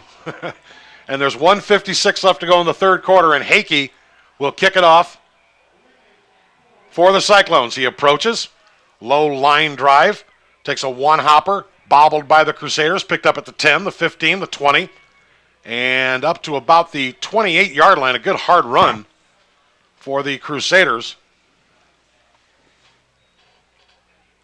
I think it might have been Sean Keane on the return. I'm not exactly sure who it was. I couldn't tell the number even with the binocs, Meach. I'm pretty sure it was Keane. He bounced up pretty quick. That was Hacker. Yeah, it was. All right, 28-yard line. That was Shay Hacker that took it from the 10 to the 28. So Heelan, decent field position on their own 28. With 1:47 left to go, third quarter. Zach McCabe comes out in the shotgun. Hands to Wegher over the left side. Grabbed and thrown down at the 35-yard line, but Brandon Wegher gets 7 more yards. That is excellent running on first down by Brandon Wegher. Well, and it took a couple of the Harlan linebackers, Lucas Larson and Jordan Schlesinger, getting the tackle there, but that's exactly what you want Wegher to do, is break through that first line of the defense. Second down and 3 for the Crusaders from their own 35-yard line. 1:18 left to go, third quarter. Getting chillier out there. Hand off to McCabe, or to Wegher again, and he'll have the first down at the 39-yard line. Good hard 4-yard run.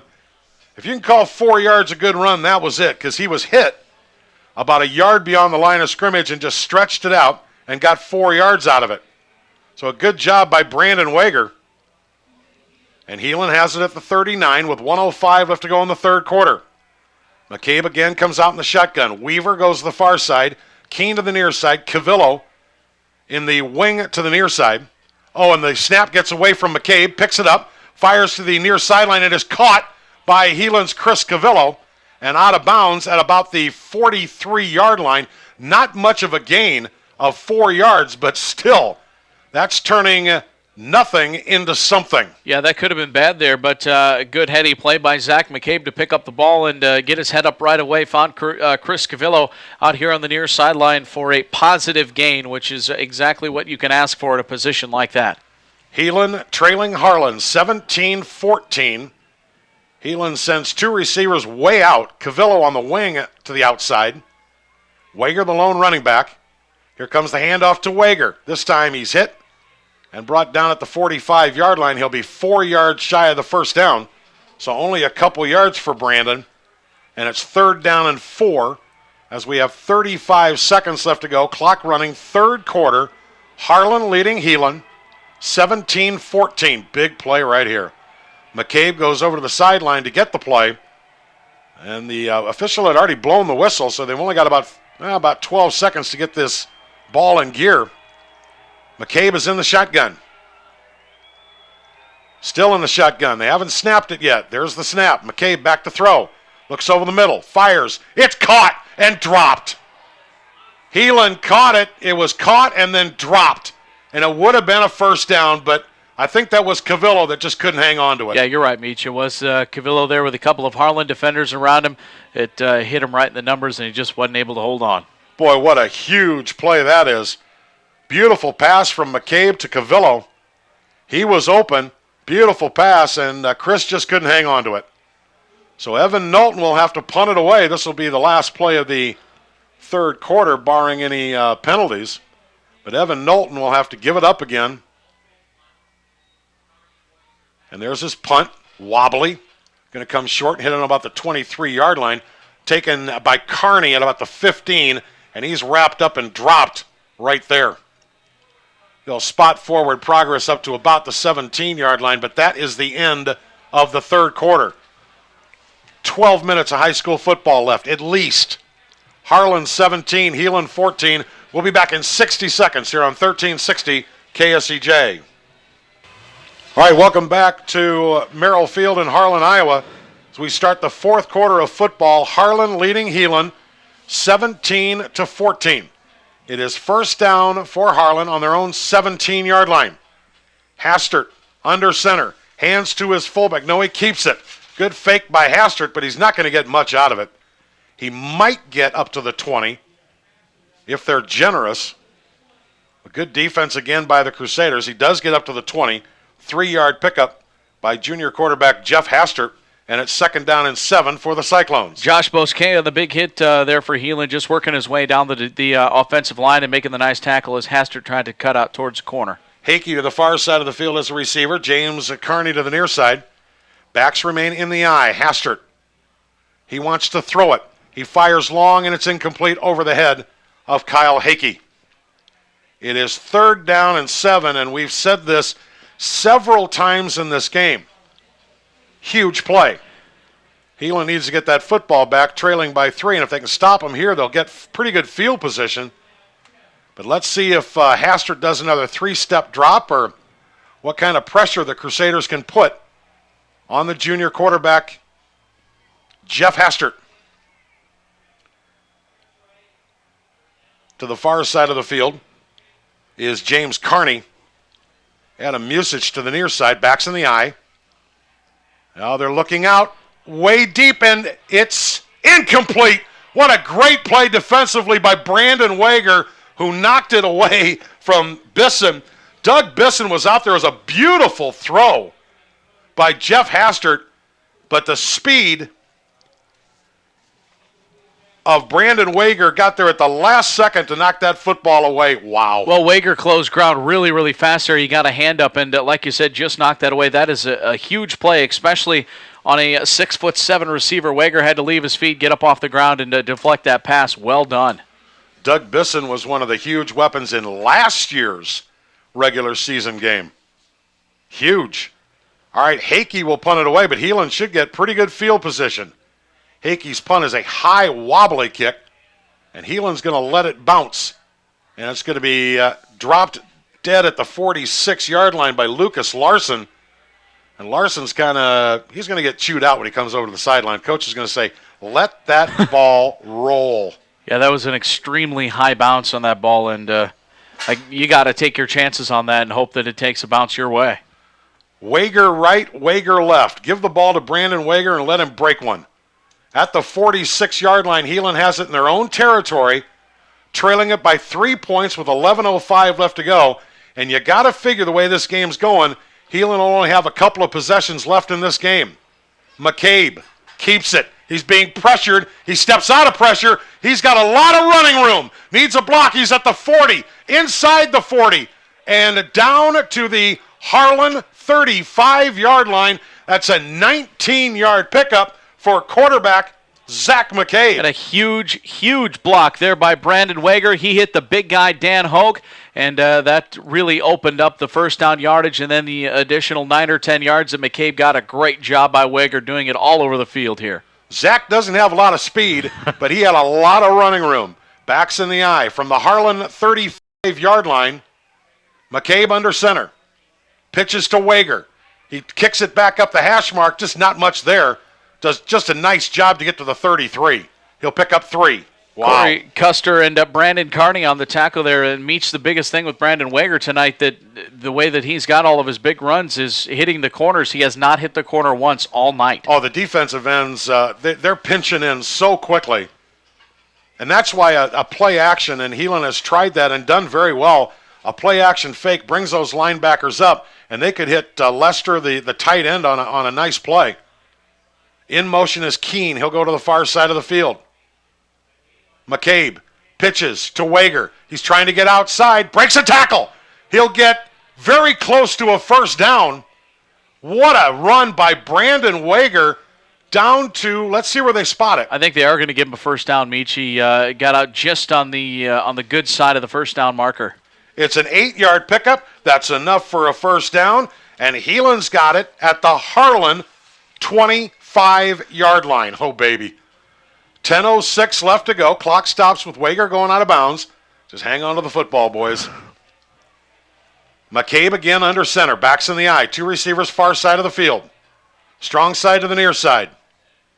There's the pitch to Wegher. Breaks it up. Hit at the line of scrimmage and brought down, maybe a gain of 2. Good defense again. Well, I'll tell you what, the speed of this Harlan defense, they just get to the ball so quickly. Wegher gets 2 more yards. Chris Calvillo, one of the lead blockers there, Meach, but Dan Hoke grabbed Brandon Wegher and actually threw him for a couple of yard gain, about a yard there when he tried to make the tackle as Heelan will break the huddle. Wegher with 86 yards rushing on the night. Wegher now the lone running back on a 2nd down and 7, maybe 8. Here comes the wing back around to Keene, and Keene's trying to break a tackle, and he's going to get down to about the 18, maybe the 17-yard line. So Keene will get about 5 yards on it. Make it a 3rd down and 3. Well, and Heelan doing a good job of trying to spread the field out here, and maybe that'll allow them to open up some holes for Brandon Wegher, as now it looks like both fan bases are going to get up on their feet and root for their respective teams. 3rd down and 3 from the 18-yard line. Backs are in the eye. Handoff to Wegher over the left side. He'll have the first down to about the 11-yard line. Oh, baby. That's a 6-yard pickup for Brandon Wegher and a Heelan first down. Rock and roll, baby. A great job by Wegher to bounce off Dan Hoke, one of the Harlan defenders. They had him in the backfield. He bounced off, turned around, and ran the other way. Good job by keeping his run. From the Cyclone 11-yard line. 8:35 left to go. Delay handoff to Wegher. Kicks it over the left side. It gets inside the 10 to the 9, but I think that's going to be about it. 2 yards for Wegher. And it's 2nd down at the Harlan 9-yard line. They can get a first down at the 1. And the clock continues to roll on. 8:15 left to go. I got to stand up. I can't sit down in that chair anymore. Can't do it. 8:10 left to go. Harlan leading Heelan 17-14, but the Crusaders driving at the Harlan 9-yard line. McCabe under center. He pitches it to Wegher, trying to get inside. Touchdown, Heelan! Touchdown, Heelan! Brandon Wegher, 9 yards and a touchdown. Oh, baby, what a run. Wegher with a great one there, and actually what set it up was McCabe drawing the defenders back into the backfield. They thought he was going to pass the ball. He kind of flicked it over to Wegher, and that opened up enough of a hole for him to get through and dove from about the 3 or 4 yard line. Meets a great effort to get into the end zone by Brandon Wegher. And now a very important extra point. This would give Heelan a 4-point lead, and it looks like they're minus a player out on the field. They got to get somebody out there and hurry up about it. They only have 10 on the field right now, and you can't afford to miss this kick. Kick the football, boys.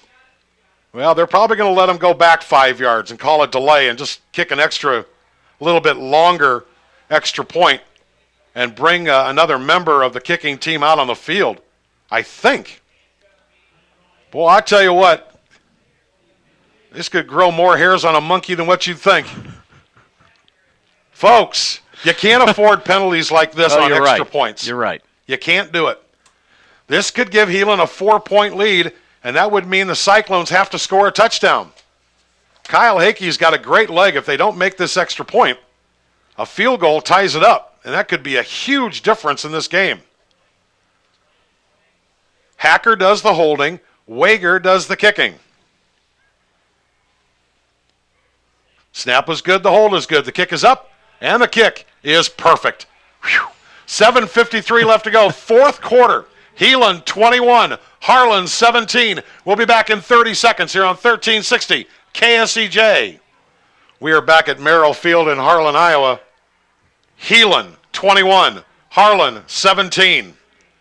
Pitter, patter, pitter, patter. The best pitter, of Meach Off Air Reel coming to a store near you. By the way, you actually brought it. I have my nitro. I have my nitro with me. It's in my hands as I speak. You might need it, Meach. I told JB if I go, this is where I want to go, but I'm not going anywhere. All right, we got to do a game Monday night if this holds up. Don't go yet. We got one Friday, too, with Lawton Bronson, the Eagles. Right. They're a lot of fun, too. Playing at 1:30 in the afternoon Friday in the Dome. Wegher will kick it off for the Crusaders, leading it 21-17. Brandon's kick is deep. Murtaugh at the 1. Oh, he went into the end zone. That's a touchback. Yep. He went into the end zone. That is a touchback. So Harlan will put it in gear from their own 20-yard line. Oh, baby. Time to bring the house, Coach. Harlan takes over on their own 20-yard line. It is Heelan 21, Harlan 17. Jeff Hastert, the junior quarterback, brings out his offense, and the Heelan defense jacked up right now. They'll bring everybody out. Receivers near and far, 6 across the line, backs are in the eye. Hastert keeps, rolls far side, looks over the middle, it's caught by Bisson, and then he fumbled the ball, and they got it back. Bisson fumbled it. Heelan wants an incomplete pass. And they're not going to call it incomplete. They're going to say it was a catch and a fumble. We're going to have to look at this. I don't know.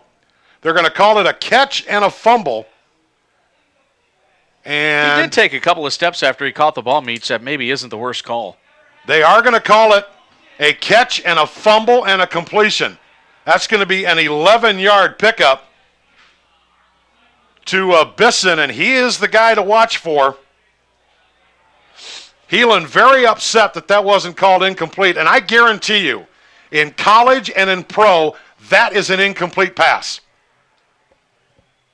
Hastert in the shotgun. First down for Harlan, and now he's going to get thrown back for a 6-yard loss.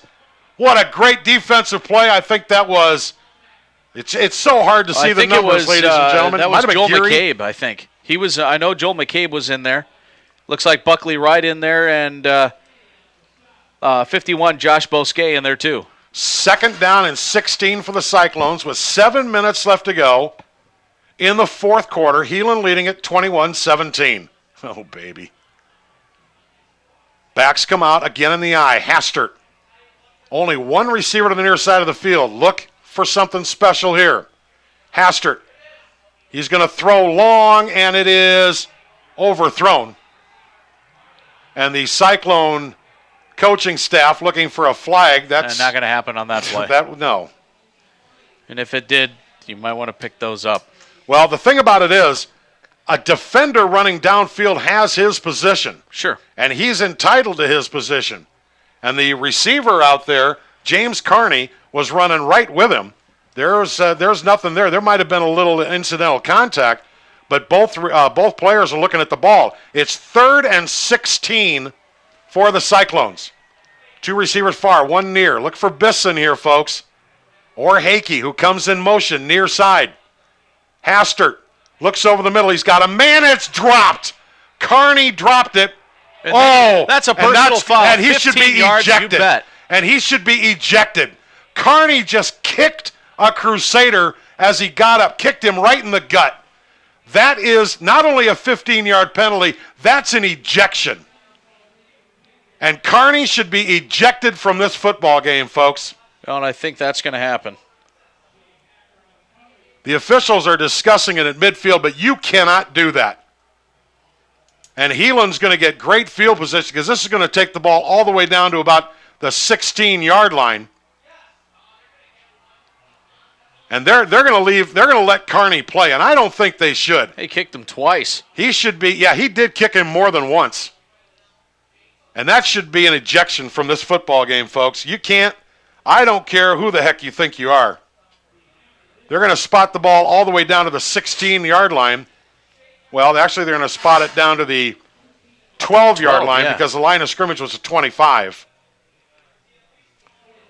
Boy, I am amazed they're letting him stay in the game. I mean, I've seen late hits and extracurricular, but you don't kick somebody twice. Hakey will punt it away. The Crusaders will get excellent field position unless Hakey just kicks this one to the moon and back. Snap a little high. Boy, Keene almost blocked that. Fair catch signaled for by Rickard at the Harlan 47-yard line.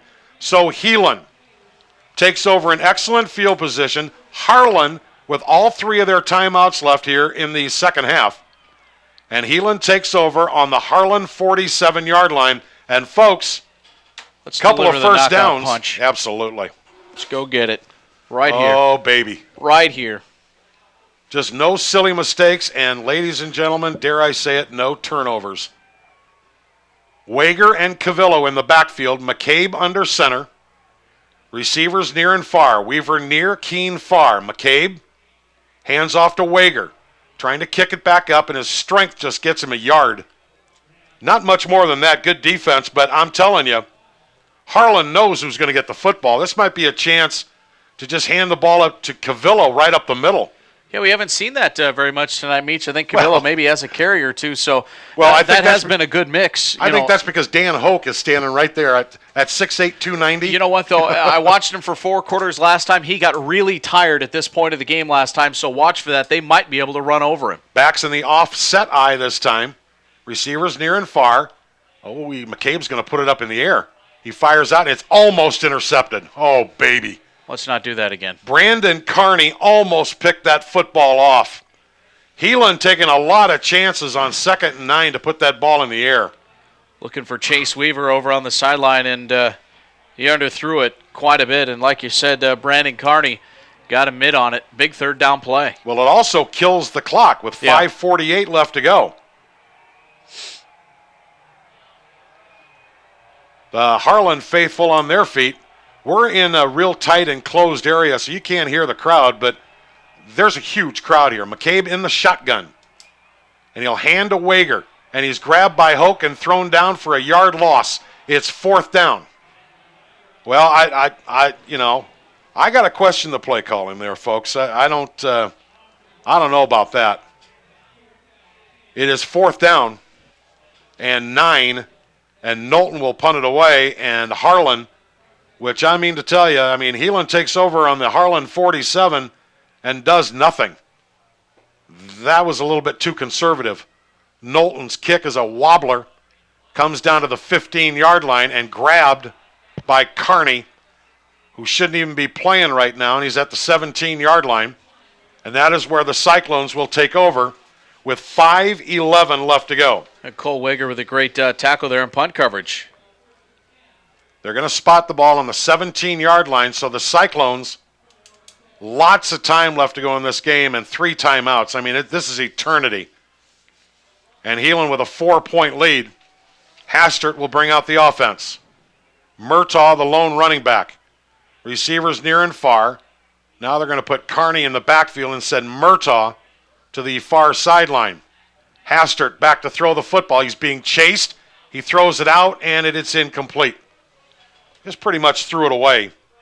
Smart move by Jeff Hastert as he was being pressured and rolled to the far side of the field and just threw it away. Well, he almost didn't throw it away far enough there, Meach. If you're going to airmail one out of bounds, you need to make sure you do that. 2nd down and 10 for the Cyclones from their own 18-yard line.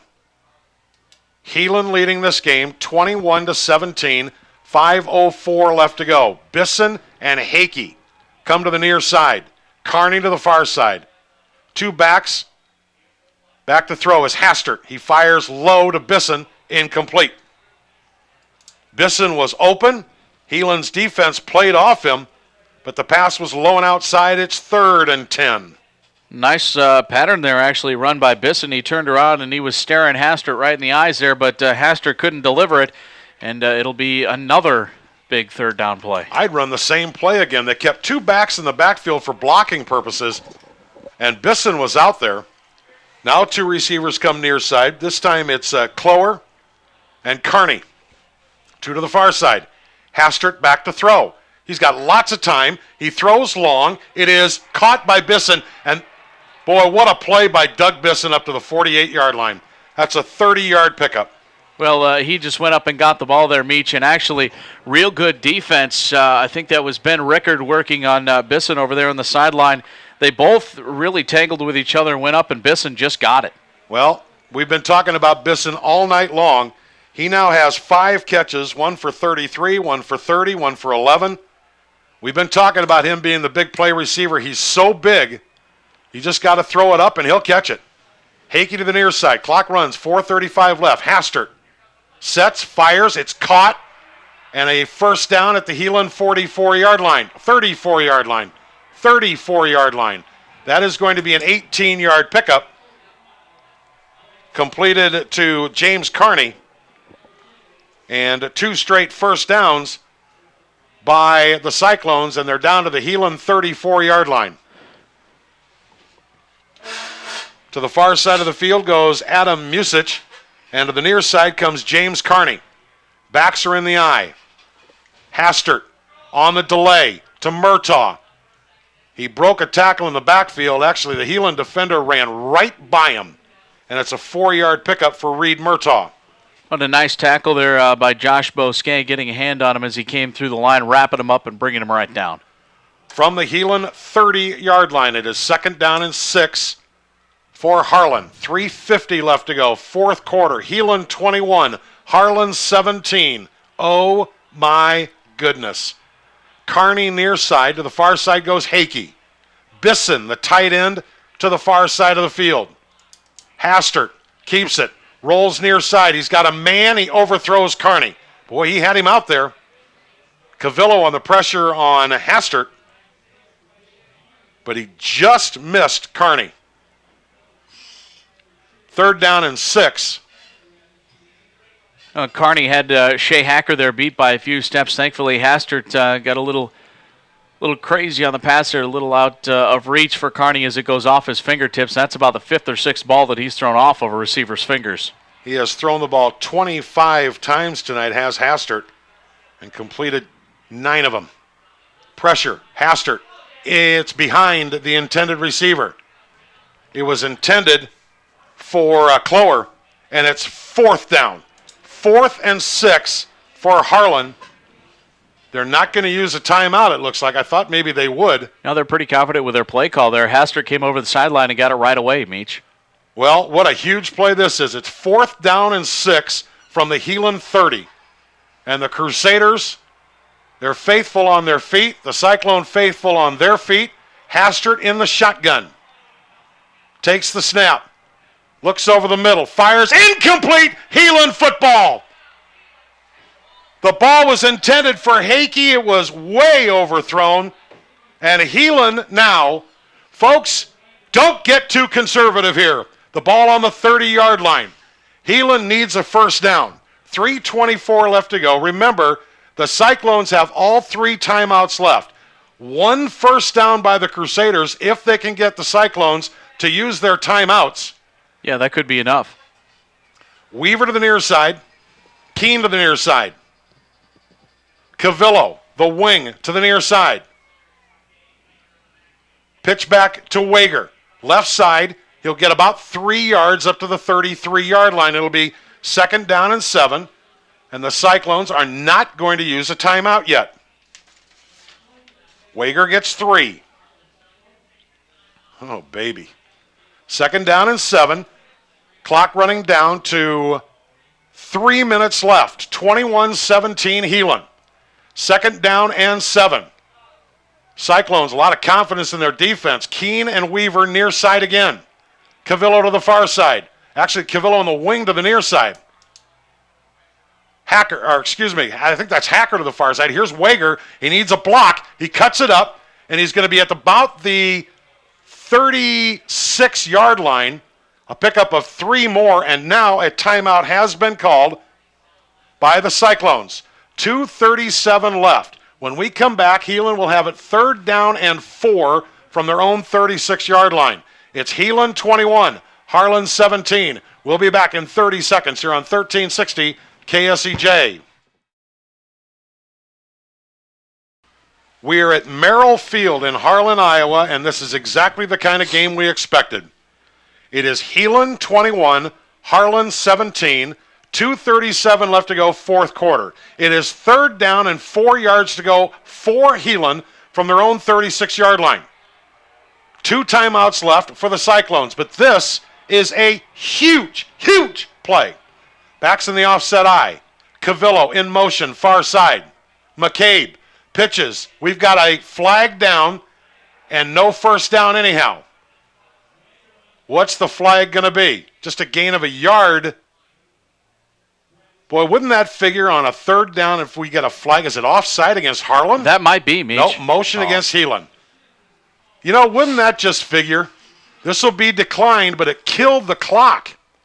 So a 1-yard pickup for Heelan, but it'll be 4th down. And the official right in front of the Harlan bench threw that flag. Isn't that amazing how that works? The only official that's thrown any flags tonight.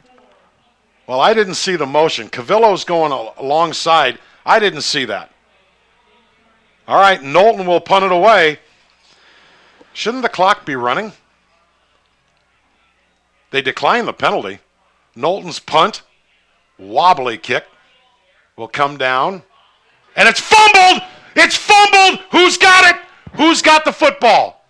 I think Harlan got it back. Oh, my God, he fumbled it, and Heelan couldn't get on top of it. It was recovered by Mike Klein of Harlan, a substitute on the special teams. and he jumped on it. 2:19 left to go. Harlan has it on their own 31-yard line with 2 timeouts left. So Heelan's inability to get a first down on their last 2 possessions could come back and haunt them. 2:19 left to go. Hastert brings out the Cyclone offense. 2 in the backfield. They'll provide the blocking against the Heelan pressure. Hastert back to throw. He underthrows Bisson. Way outside. It'll be 2nd down and 10. What a great job there by the Heelan defensive line. It looks like Sean Geary and Jake Skabinski in the backfield for the Crusaders. They put pressure on Hastert to actually hit him right as he delivered the ball. 2nd down and 10. Boy, the Heelan defense, they are trying to get to Hastert every chance they possibly can. He sets up in a hurry. They keep 2 blocking backs back there. Now just 1. Now they have 2. Backs are in the eye, but Murtaugh is back there as the tailback. 2nd down and 10. Here comes a delay to Murtaugh, and he skips past a couple of blockers. He needs to beat 1 more, and he gets up to the Heelan 45-yard line. That play, you could see that coming. What a huge play. That's a 24-yard pickup for Reed Murtaugh and a first down. Well, they set it up just perfectly, Meach. As you said, there was a huge hole in the middle of the offensive line that he got to run through, bounced it outside, and a huge run. Boy, you could see that play developing the way Hastert was taking the ball in the backfield. Backs in the eye once again. Hastert keeps. Fires out long. It is knocked away. Brandon Intended Wegher for Kearney, and I think Wegher did get to it. I'm telling you, if Jeff Hastert throws that ball further, if he would have set his feet and thrown downfield, they would have had points. Well, he threw it too high. He floated that ball down the middle of the field, and Brandon Wegher saw it coming, and he covered a lot of ground in a little time to knock that ball down. 2nd down and 10 for the Cyclones from the Heelan 45-yard line. 1:45 left to go, 4th quarter. Hakey comes to the near side as a receiver. The rest of their offense very tight. Hastert fires out a little high. It is incomplete. Oh, the Heelan, incomplete. Yep, he's out of bounds. It is incomplete. The Heelan sideline was over there saying no, no, no. The official came over and said no, no, no. Let's see. Ooh, that was close. Yeah, it was. We might have to watch that in super slow-mo. Did he have the... Ooh. Well, that's close. 3rd down and 10. No, he stepped out of bounds. His first step was out of bounds. 3rd down and 10. Hastert under center again. Backs in the offset eye. 1:37 left. Hastert back to throw. Here comes the Heelan pressure. The ball is caught over the back. And the referee got in the Heelan defender way. The umpire prevented that one from being about a 5-yard gain. Instead, it's a 9-yard gain. Cole Wegher runs into the umpire, who just didn't get out of the way. It's 4th down and 1. Oh, my goodness. The umpire did not get out of the way, and Cole Wegher ran into him, which allowed the back to get about 5 more yards on that play. It is 4th down and 1 for the Cyclones from the Heelan 36.5-yard line. Oh, my goodness. Harlan has 1 timeout left. They just used their 2nd. And with 1:26 left to go, should the Crusaders hold here on 4th down, this game's toast. And Heelan goes to the Dome, baby.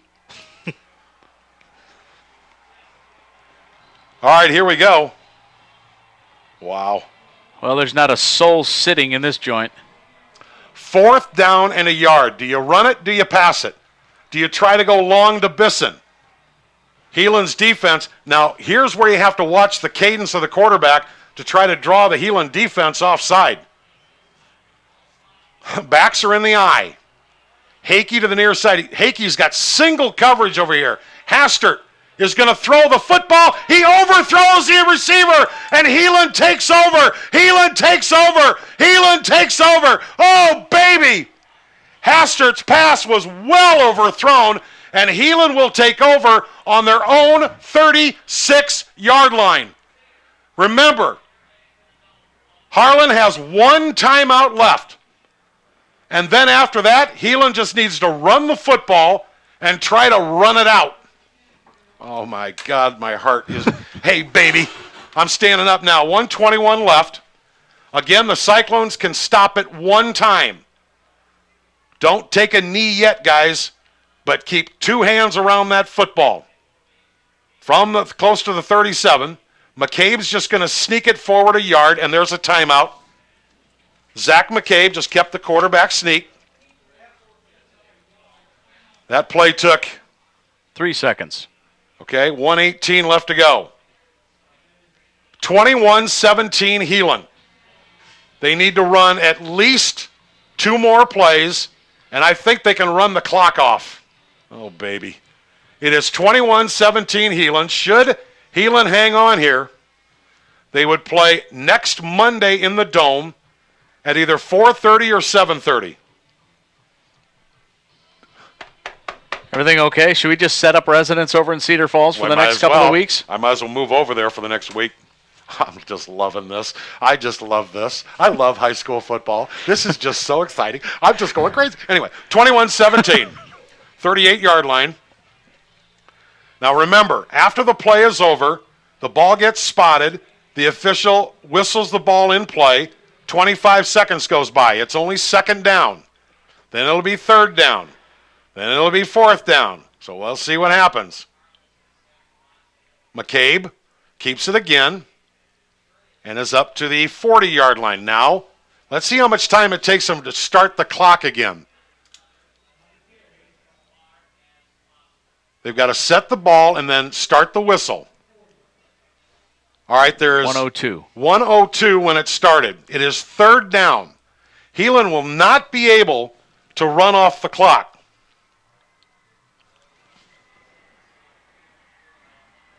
They can run this down to about 27 seconds. Run a play don't snap it until there's 28 seconds left, guys. Then you don't have to snap it again. Don't snap it yet. Wait a minute. No. There was 1:02 on the clock when he blew the whistle. That's close. Yeah, but there's 34 seconds. 34. That would be right. They gave him a couple extra seconds, actually. Drive me nuts. 34 seconds left. It's third down, and who cares how many?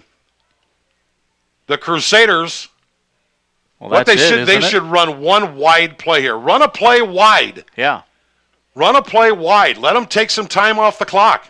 Don't sneak it again, but they do. And it lunges forward for about 3 yards, they and they are not going to have to run another play. They're not going to get a time, no. They're not going to have to run another. Nope. Heelan's going to win this football game, baby. They do not have to run another play, and the Heelan Crusaders have defeated the Harlan Cyclones by the score of 21-17. The Crusaders do not have to run another play. She's going to run out, baby. Again, our final score, Heelan 21, Harlan 17. Go, baby. We'll be back after this 60-second timeout here on 1360 KSEJ. I think we're back. Oh, my God. The excitement is... You wanted a burner, Meech. We got it. You got it. We knew exactly what we were getting into tonight, and we got it. Our final score, Sioux City Heelan 21 and Harlan 17. Now, at halftime, as I said, JB and I were talking about the fact that Brandon Wegher only touched the ball 8 times in the first half. Yeah. In the second half, well, he carried it 19 times and ends with 111 yards on the ground. Zach McCabe came through with some very important passes, including the 45-yard touchdown pass to Brandon Wegher. Sure. Wegher caught 3 passes for 53 yards, rushed for 111 yards. But more importantly, Heelan wins the game 21-17. Wegher with a touchdown rush, a touchdown pass completion. And, of course, Heelan's first touchdown of the night came on the botched field goal where Shay Hacker took the snap, then the ball slipped out of his hands. They yelled fire. Everybody rolled out. Chase Weaver did exactly what he's supposed to do, what you're taught to do what you learn from your coaches. Wegher did exactly that. And the pass was completed from Hacker to Wegher to make it 7-0. And I'll tell you, the rest of the first half, well, pretty much dominated by Harlan. 28-yard field goal by Kyle Hakey made it 7-3 Heelan. Then Reed Murtaugh ran it in from 5 yards out to make it 10-7, and that was the halftime score. Heelan then took a 14-10 lead on a 45-yard pass from McCabe to Brandon Wegher. That made it 14-10. Well, then here comes Harlan. With a minute 56 left to go in the third quarter, a 24-yard run by Reed Murtaugh made it 17-14 Harlan. Then Heelan, a 9-yard run by Wegher, 21-17. That's the final score. Wegher 111 yards rushing. Wow. What a game. And, we thought defensively, awesome. You know, we said last night if tonight's game was half as good as last night's game, we were in for a treat. It was way better than that. You know what? And the thing about it is, 2 great games in 2 nights. If you're not, if you're somebody who's a neutral type of fan, if you're not a Heelan fan, you're not a Harlan fan, and you came to this game to watch 2 very good football teams play football, you got your money's worth and more. Absolutely, you got to see the talent of Brandon Wegher and what he does offensively and defensively, breaking up 2 long passes. You got to see Chris Calvillo play excellent defense. Joel McCabe play excellent defense. He got hurt, but I think he was playing toward the end of the game. But more importantly, you saw the Heelan Crusaders gut it out when actually their last couple of possessions in that fourth quarter scared the hell out of me. I mean, they were very, very conservative, and Harlan kept getting chances to come back into this thing. But Jeff Hastert, let's face it, the kid's only a junior, but he did not have a good night throwing the football. No, he really didn't. Most of his passes high tonight, which is fine for us. We'll take that anytime, especially when you're playing a team that's now 59-2 in the last 5 years. Lamar's and Heelan now, 2 years in a row getting the best of Harlan. That's great, and that says a lot for 3A District 1. Watch out, folks. Well, it's certainly great. Big. It's certainly huge for the Heelan Crusaders who break the little drought against Harlan, and they get to go to the Dome for the semifinals in Class 3A, which they'll play either at 4:30 or 7:30. They'll play the winner of Carlisle and Pella. Yeah, that's exactly correct. And we'll have that. Whatever time that is, we'll have it for you. Yeah, we'll have it next Monday, 4:30 or 7:30, like you said, Meech. Load up the car. We're going to Cedar Falls. Oh, baby. We're going Friday for Lawton Bronson, taking on Wes Hancock. That'll be quite a game. Can't wait for that either. That's at 1:30. Now, that game is going to be broadcast on our sister station, 1410 KLEM. 1410 AM KLEM. That'll be Friday's game at 1:30. Then the Heelan game next Monday we'll have for you right here on 1360 KSEJ. I didn't have to use that. I'm going to make sure I call your doctor and make sure you get a full load. Is there plenty in here? Turn out the lights. The party is over. You any final comments before we boogie out of here? What a great game. I can't wait till Monday. For all the Sioux City football fans, I know there was an absolute ton of folks listening in tonight. Yes, we did have that much fun, and yes, they do pay us to do this. And you know what? I can't believe that. But probably more importantly tonight, we got election coverage from Randy Renshaw. Yeah, Randy did a great job, and thanks to Randy as always, and like you said, a great job. And thanks to Mikey and Bill and everybody else that's back at the studio running the board, and thanks to you, JB. I appreciate it. Our final score tonight is Sioux City Heelan 21, Harlan 17. For KSEJ Sports, I'm Tim Meacham. Good night, everyone.